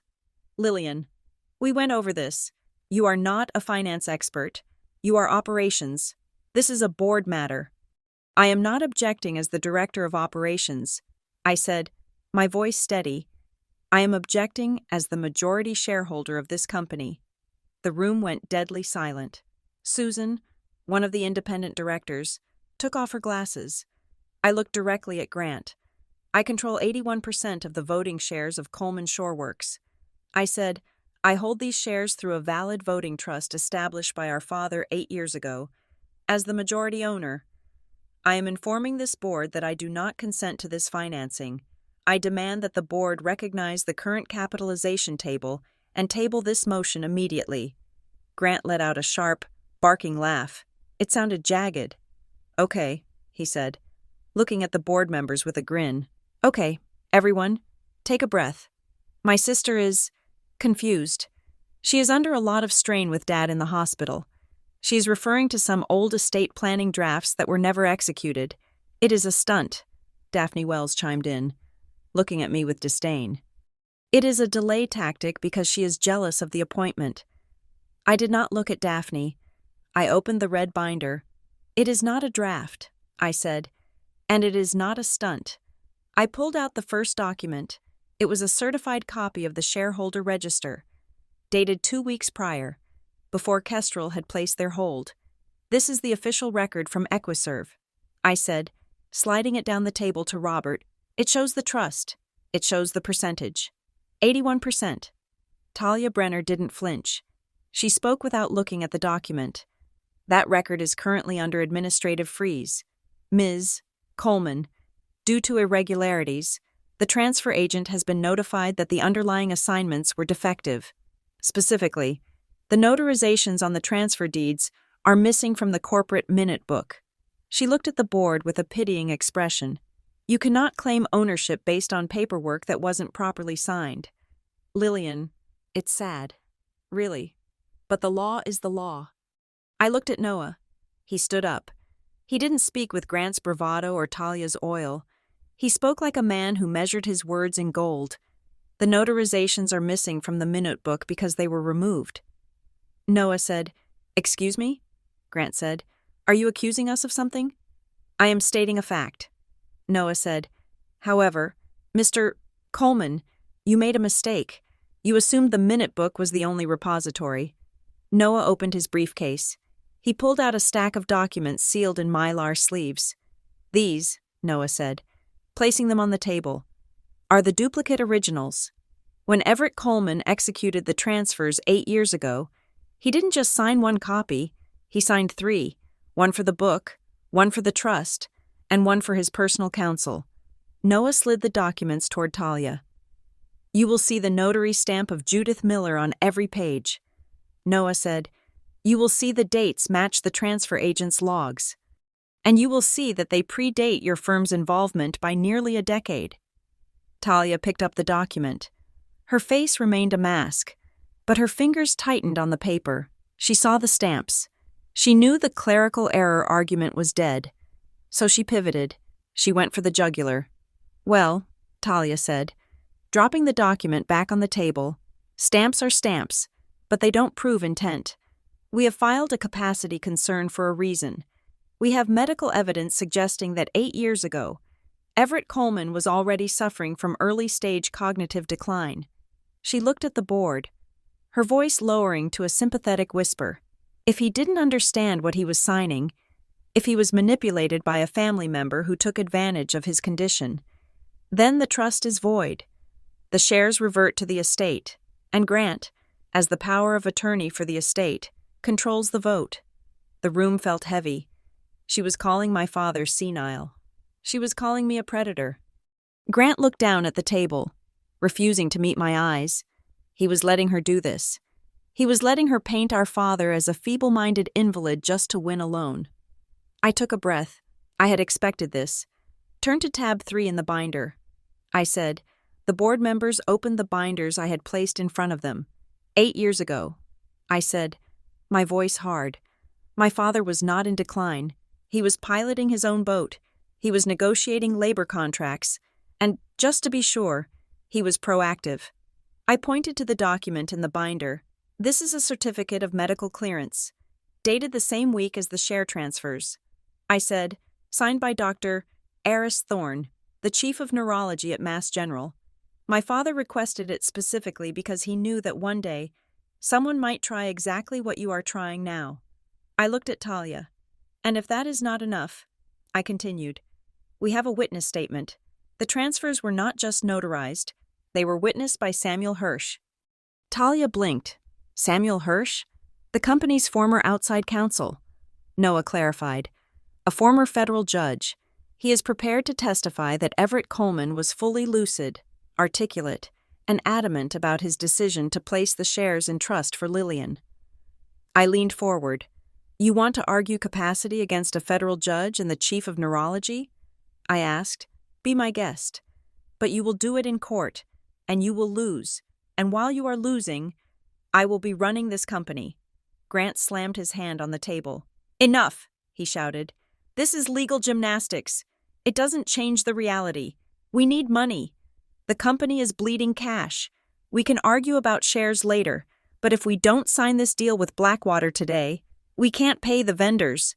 He pointed a finger at me. You want to be the queen. Lillian? Fine. But if you block this, you are the queen of a graveyard.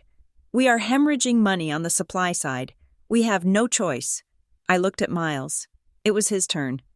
We are hemorrhaging, Miles said, his voice shaking slightly before finding its footing. Because we are being bled. Miles stood up. He held a single sheet of paper. I have analyzed the procurement logs from the last 3 weeks, Miles said. Since the interim management team took over, we have diverted 40% of our raw material orders to a new vendor, North Atlantic Metals. Grant crossed his arms. They offered better terms. They offered terms that are 15% above market, Miles corrected. And the quality is substandard. Our scrap rates have tripled. Miles placed the paper on the table. But that is not the worst part. I ran a trace on North Atlantic Metals. It is a shell company. It is registered to a post office box in Delaware, and its parent entity is Meridian Ventures. Miles looked at the board members. Meridian Ventures is a subsidiary of Blackwater Meridian Capital. The independent directors gasped. Robert turned to Grant, his mouth open. You are buying bad steel from the same people who are lending you the money? Robert asked. Grant looked stunned. He looked at Talia. I didn't know that. Talia said it was a preferred partner program. Talia didn't speak.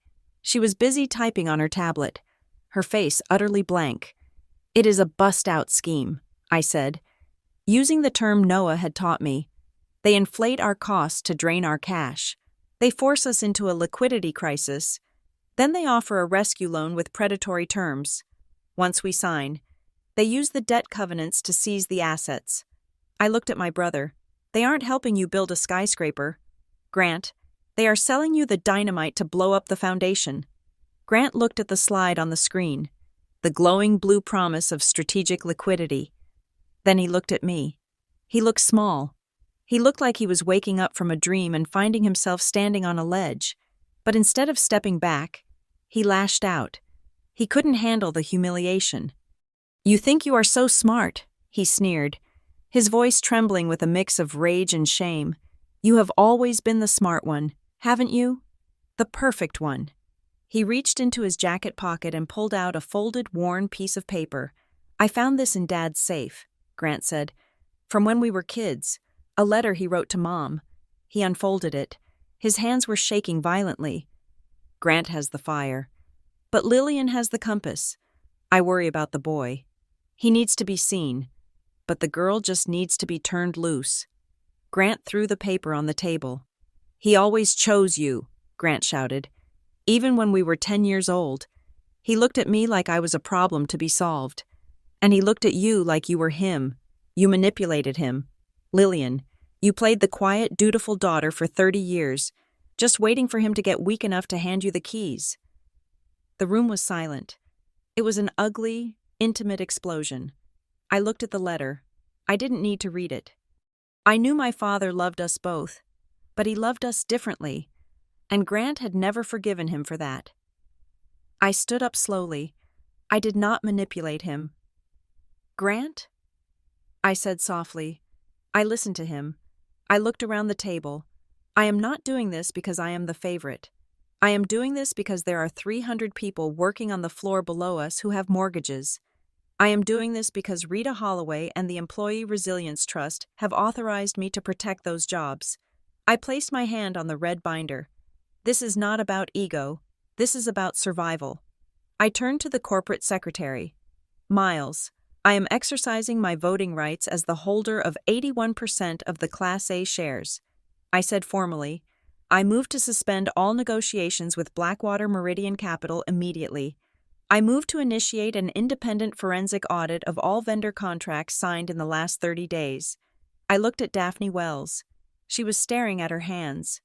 And pursuant to the company bylaws regarding emergency governance, I am expanding the board by 2 seats. I appoint Noah Klein and Rita Holloway as interim directors, effective immediately, to oversee the audit committee. Noah raised his hand. Accepted. I looked at Grant, and I moved to place the interim CEO on administrative leave pending the results of the conflict of interest review. Grant looked like he had been shot. You can't do that, Daphne whispered. I just did. I said, I looked at Talia Brenner. She had closed her tablet. She was sliding her expensive leather folder into her bag. Ms. Brenner, Noah said, before you leave, you should know that we have secured the building's server logs, including the deletion records from the security system. We will be forwarding those to the district attorney's office as part of a complaint regarding corporate espionage and record tampering. Talia stood up. She smoothed her skirt. She looked at Grant, not with sympathy, but with the cold indifference of a mechanic looking at a broken tool. My firm was engaged to provide advisory services. Talia said, if the client provided us with incomplete information, that is hardly our liability. Good luck. Mr. Coleman? She turned and walked out the door. She didn't look back. The room was silent for a long time. Then, Robert, the independent director, cleared his throat. I second Lillian's motion, he said quietly. All in favor? I asked. Every hand went up, even Daphne's. Eventually, the meeting ended not with a bang, but with the shuffling of papers. The board members filed out quickly. eager to distance themselves from the radioactive fallout. Noah and Miles went to secure the finance office. I stayed behind. Grant was still sitting at the head of the table. The screen behind him had gone dark. He was staring at the old photo he had pulled from his pocket. Not the letter, but a small snapshot of him and Dad at the factory when Grant was maybe 12. They were both wearing hard hats. Dad was pointing at something in the distance, and Grant was looking up at Dad with pure, unadulterated hero worship. I walked over to him. I didn't sit. I stood near his chair. "Grant," I said.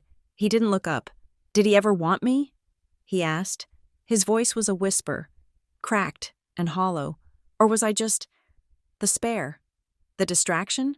I looked at his slumped shoulders. I could have hurt him then. I could have told him that Dad thought he was reckless and vain. It would have been the revenge for every time he had silenced me, every time he had taken credit for my work. But I wasn't Grant. I didn't want to win by destroying him. He wanted you to be happy. "Grant," I said, "that is the truth. He told me once that he was terrified you would end up like him, chained to this building, worrying about steel prices at 3 a.m. He wanted you to be free." Grant let out a shuddering breath. "He feared your impulsiveness," I added gently, "but he never doubted your worth. He just knew that this—" I gestured to the boardroom. "This isn't your language. You speak in big pictures. This place runs on decimals." Grant finally looked up. His eyes were wet. "I almost killed it," he said. "Didn't I?" "The Blackwater deal." "Yes," I said. "You almost did." He wiped his face with his hand. He looked young again. "What happens now?" he asked. "Do you fire me? Do you humiliate me in the press?" "No," I said. "We don't do that. We are family." I pulled a chair closer and sat down. "Here is the deal. Grant, you step back. Officially. It is a personal leave to attend to Dad's health. You keep your seat on the board, but you have no executive authority, no signing power, no press conferences." "And in return?" he asked. "In return, I keep the company private. I don't sell it. I don't merge it. I clean up the mess with Blackwater. I stabilize the supply chain, and I keep the name on the door." He looked at me, searching for a trap. "You promise?" he asked. "You promise to keep it in the family?" I looked at him. I thought of the 81%. I thought of Rita Holloway and the workers. I can't promise that we will own it forever. "Grant," I said honestly, "the market is brutal, but I promise you this. I will operate with transparency, I will protect the jobs, and I will never, ever let a predatory lender inside these walls again." He nodded slowly. He stood up. He picked up the photo of him and Dad and put it in his pocket. "Okay," he said. "Okay. Lil, you have the con." He walked to the door. He paused for a second, his hand on the frame, as if he wanted to say something else. An apology. Maybe. Or a thank you. But the words were too heavy. He just nodded and walked out. I sat alone in the boardroom. The adrenaline was fading, leaving me shaking. I had won. I had the votes. I had the chair. My phone buzzed on the table. It was Noah. Courier just arrived. The text read, "From Blackwater Legal." I went to my office. Noah was there, holding a thick envelope. He looked grim. They didn't waste time. Noah said. He handed me the letter. It was on heavy, expensive stationery. The header read, "Blackwater Meridian Capital, Distressed Assets Division."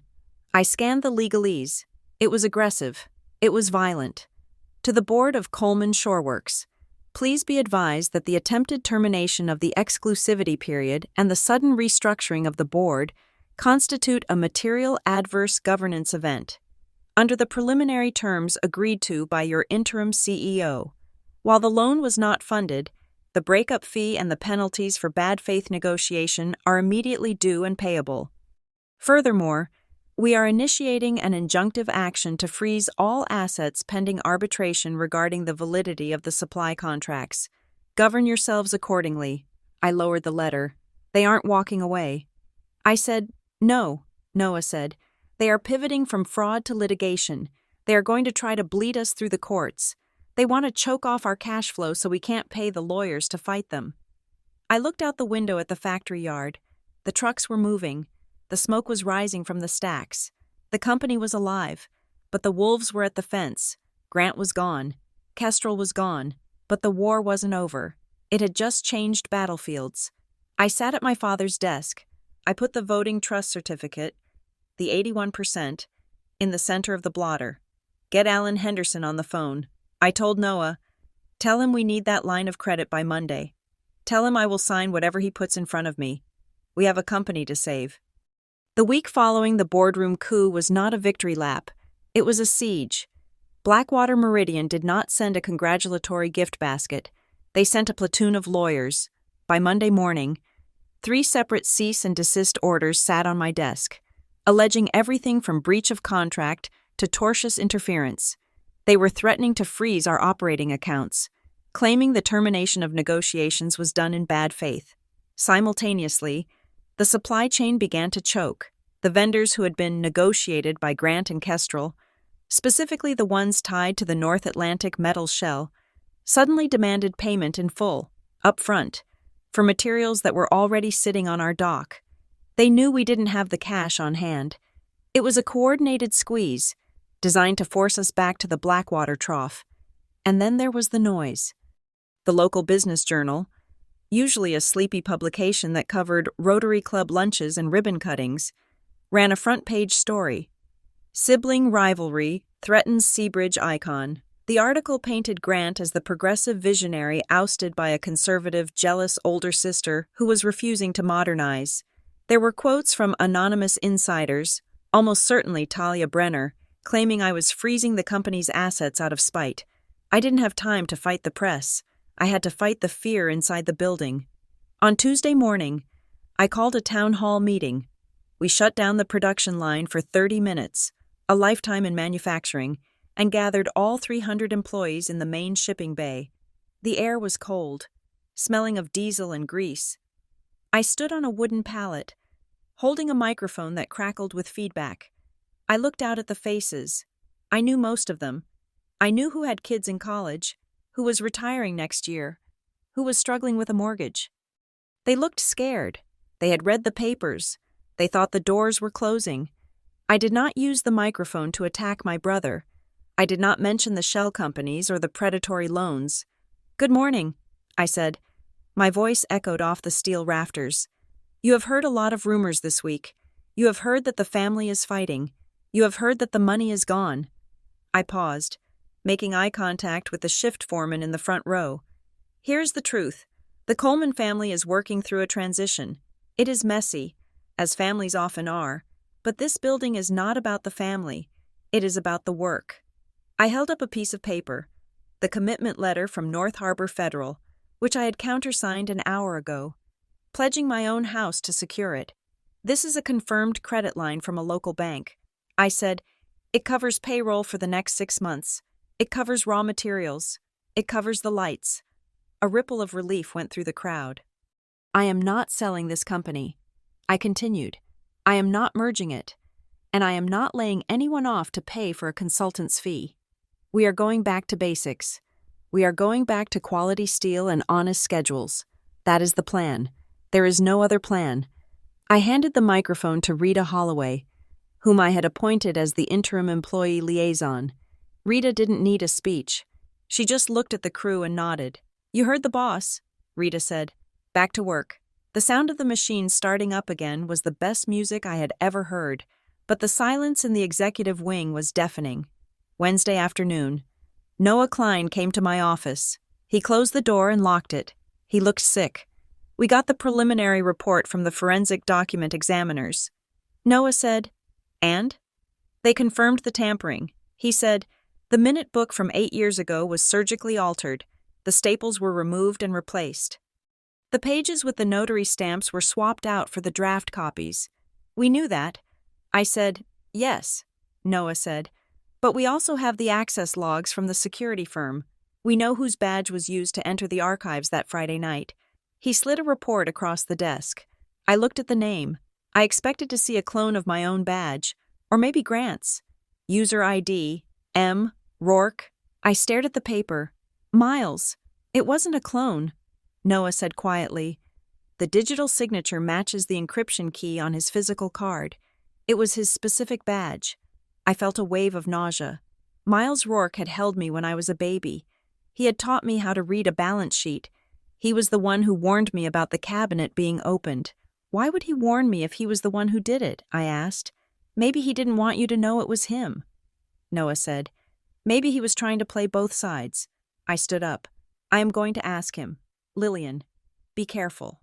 Noah warned. If he is compromised. I walked down the hall to the CFO's office. Miles was packing a box. He looked up when I entered. He saw the report in my hand. He didn't ask what it was. He just stopped packing. You found it, he said. His voice was dead. Why? Miles? I asked. Just tell me why. He sank into his chair. He looked small and broken. They have my wife's medical files. Lillian. I frowned. Eleanor? She died 5 years ago. The treatments. Miles whispered. The experimental ones in Switzerland. The insurance didn't cover them. I drained everything. My savings. The retirement fund. It wasn't enough. So I borrowed. I borrowed from a private lender in Boston. I thought I could pay it back before anyone noticed. He looked at me with tears in his eyes. I didn't know the lender was a subsidiary of Blackwater until Talia Brenner walked into my office 3 weeks ago. She had the promissory note. She said if I didn't help them streamline the records, they would release the details. They would prosecute me for embezzlement because I used company expense accounts to service the interest payments. He put his head in his hands. I didn't want to hurt you. Lillian, I tried to warn you about the cabinet. I tried to leave breadcrumbs, but I was so scared. I looked at the man who had been my father's best friend. He wasn't evil. He was just human, and he had been ground down by a system designed to exploit weakness. Kestrel didn't just advise us. I realized they did reconnaissance. They found the pressure point in every person in the room and pressed until something snapped. Go home. Miles, I said softly. He looked up. You are firing me? I have to suspend you pending the investigation. I said, we have to be clean, but I am not pressing charges, and I am going to pay off the private lender personally. Lillian, you can't. I can. I said, they used your debt to break into my house. I am buying the debt so they can never come back. He wept. It was a terrible sound. I left him there and walked back to my office, feeling older than my 33 years. Thursday brought a different kind of negotiation. Grant requested a meeting, not a board meeting, a sibling meeting. He came to my office. He looked deflated. The arrogance of the birthday party was gone, replaced by a jittery exhaustion. I want out, Grant said, sitting in the chair opposite my desk. Out of the company? Out of the fight, he said. I can't do this. Lil, the lawyers, the press, it's too much. I want a settlement. What kind of settlement? I will sign a standstill agreement, he said. I will publicly acknowledge the voting trust. I will tell the press that we have resolved our differences amicably. I will walk away. And in exchange, I want a clean exit package, Grant said, and I want the termination of the supply contracts I signed. I don't want that hanging over my head. I looked at him. He was trying to wash his hands of the mess he had made. I can give you the exit. Grant, I said, but the contracts. That is complicated. Why? Just cancel them. You are the boss now. I opened the file on my desk. I had spent the morning reading the fine print of the North Atlantic Metals Agreement. I can't just cancel them. I said, because you signed a 5-year exclusivity deal with a breakage fee. Grant frowned. What breakage fee? Talia said it was standard. I turned the document around so he could read the highlighted clause. In the event of early termination by the purchaser, a liquidation fee of $2 million shall be immediately due and payable. Grant turned pale. $2 million? That's impossible. It is a poison pill. Grant, they knew I would try to fire them, so they rigged the contract to bankrupt us if I did. If I cancel this contract today, the penalty hits our balance sheet tomorrow. It wipes out the line of credit I just secured from North Harbor. We go under. Grant stared at the paper. I didn't read it, he whispered. I trusted them. You trusted the people who told you what you wanted to hear. I said, "So we are stuck?" he asked. "We have to keep buying their junk steel?" "No," I said, "we are not stuck, but we have to go to war. And you have to be on my side." "What do you mean?" "The board meeting is in an hour," I said. "I'm going to lay out the entire scheme, the fraud, the shell companies, the altered records. And I need you to confirm it. I need you to say that you were misled." "I can't," Grant said. "I'll look like an idiot. Better an idiot than a co-conspirator," I said sharply. He flinched.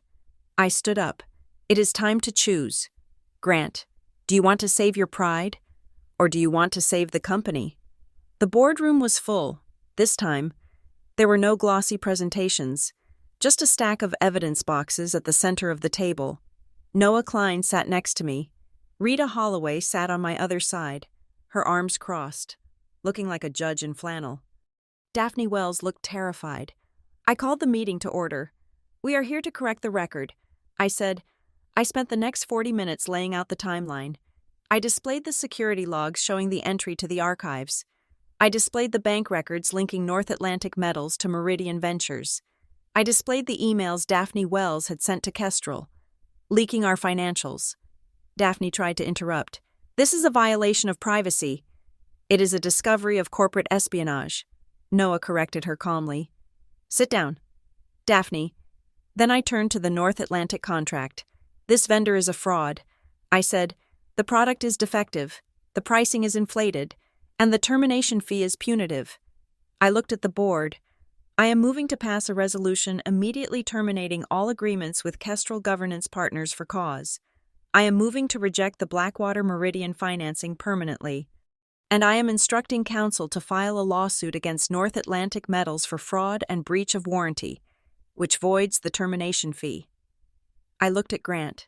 "Grant?" I said. He stood up. He looked at the table, then at me. "I support the motion." Grant said quietly, I was not fully informed of the relationships between these entities. I believe the company was targeted." A gasp went around the room. The king had abdicated. He had admitted he was a pawn. But then, Grant did something I didn't expect. He kept talking. "But I want to say one thing," he said, his voice gaining a sudden, desperate strength. He looked at me.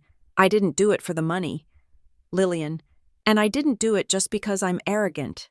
He reached into his pocket and pulled out his phone. "Dad called me."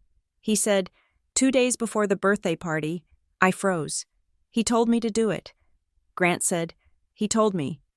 Son, if you want the chair, you have to take it. You have to prove you can protect it. If you wait for me to give it to you, you aren't ready." Grant looked at me, his eyes pleading. "I thought it was a test, Lil. I thought if I made the big move, if I showed him I could be aggressive, he would finally respect me. I didn't know he had already given it to you. I thought he was waiting for me to win it." The room was silent. My heart ached. It sounded exactly like something our father would say, a cryptic, Darwinian challenge meant to harden his son. But instead, it had driven him into the arms of sharks. "We need to hear from him," Rita Holloway said. "He is in the hospital." I said, "He is awake," Grant said. I set up a video link. Grant tapped the screen on the wall. The image flickered to life. My father was sitting up in his hospital bed. He looked frail, the wires and tubes creating a halo of medical dependency around him, but his eyes were clear. "Dad?" I said. "Can you hear us?" "I hear you." "Lillian," he rasped. "Dad, Grant says you told him to take the company." I said, "Is that true?" My father coughed. He looked at Grant, then at me. "I told him to show me who he was." My father said, "But you gave the shares to Lillian." Noah Klein interjected gently. "The trust, the 81%. Yes," my father said, "I gave the bricks to Lillian, because Lillian knows how to build walls." He looked at Grant, and I gave the challenge to Grant, because Grant knows how to dream of towers. "But Dad," Grant said, his voice breaking, "you let us tear each other apart. You let Blackwater in the door. I didn't let them in, my father said sternly. You opened the door, Grant, because you were hungry. A hungry man is a foolish man. He closed his eyes for a moment, gathering strength. I gave you both something, he whispered. One of you wanted the throne. One of you wanted the foundation. He looked at me through the screen. The foundation holds the house, Lillian, but the house is empty without people. You won the war. Now, try not to lose the peace. He reached out and terminated the call. The screen went black. We sat there in the silence of his judgment. He hadn't crowned a winner. He had just exposed our natures. He had set us against each other to see what would survive. It was cruel, and it was brilliant, and it was entirely him. I looked at the board. Call the vote, I said. The resolution passed unanimously. Kestrel was out. Blackwater was out. The lawsuit against the vendor was authorized. I was the CEO. I had the control. But as the board members filed out, Noah Klein touched my arm. Lillian, he said, there is one more thing. What now? I asked. In the minute book. Noah said, the original one, the one Miles tried to hide. But we recovered the backup of... He opened the red binder to the very last page. Your father didn't just create the voting trust, Noah said. He added a sunset clause, a stability condition. I read the text. It was dense legalese, but the meaning was clear. The beneficial interest in the Class A shares shall remain with the trustee, Lillian Coleman, provided that the company maintains a debt-to-equity ratio of less than 2.0 and retains 90% of its workforce. If these conditions are not met for 2 consecutive quarters, the trust dissolves, and the shares revert to a common pool divided equally between all heirs. I stared at the paper. He gave me the gun. I realized, but he put a safety on it that I can't control. If you fail, Noah said, if you cut jobs to save money, or if you take on too much debt, you lose the majority. It goes back to 50-50 with Grant. I looked out the window. Grant was walking to his car. He looked lighter. Somehow. He had lost the crown, but he had also lost the burden. I looked at the factory below. The smoke was rising. The shift change whistle blew. I had won the control I wanted, but my father had ensured that I could never rest. I couldn't just own the company. I had to earn it, every single day. I picked up the pen and signed the first payroll authorization of my tenure.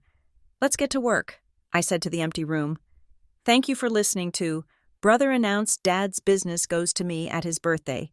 I own 81% of the shares. I hope you enjoyed this journey through the treacherous waters of family legacy and corporate warfare. Revenge isn't always about destruction. Sometimes, it's about protecting what matters most, even when the people you love make it impossible. I would love to know where you are listening from today. Are you tuning in from a busy office, a quiet car, or the comfort of your own home? Let me know in the comments below. And if you enjoyed this story, please make sure to subscribe to Revenge Stories for more tales of justice, betrayal, and the sweet taste of victory. Don't forget to share your thoughts on Lillian's choice. Did she do the right thing by her brother? Until next time.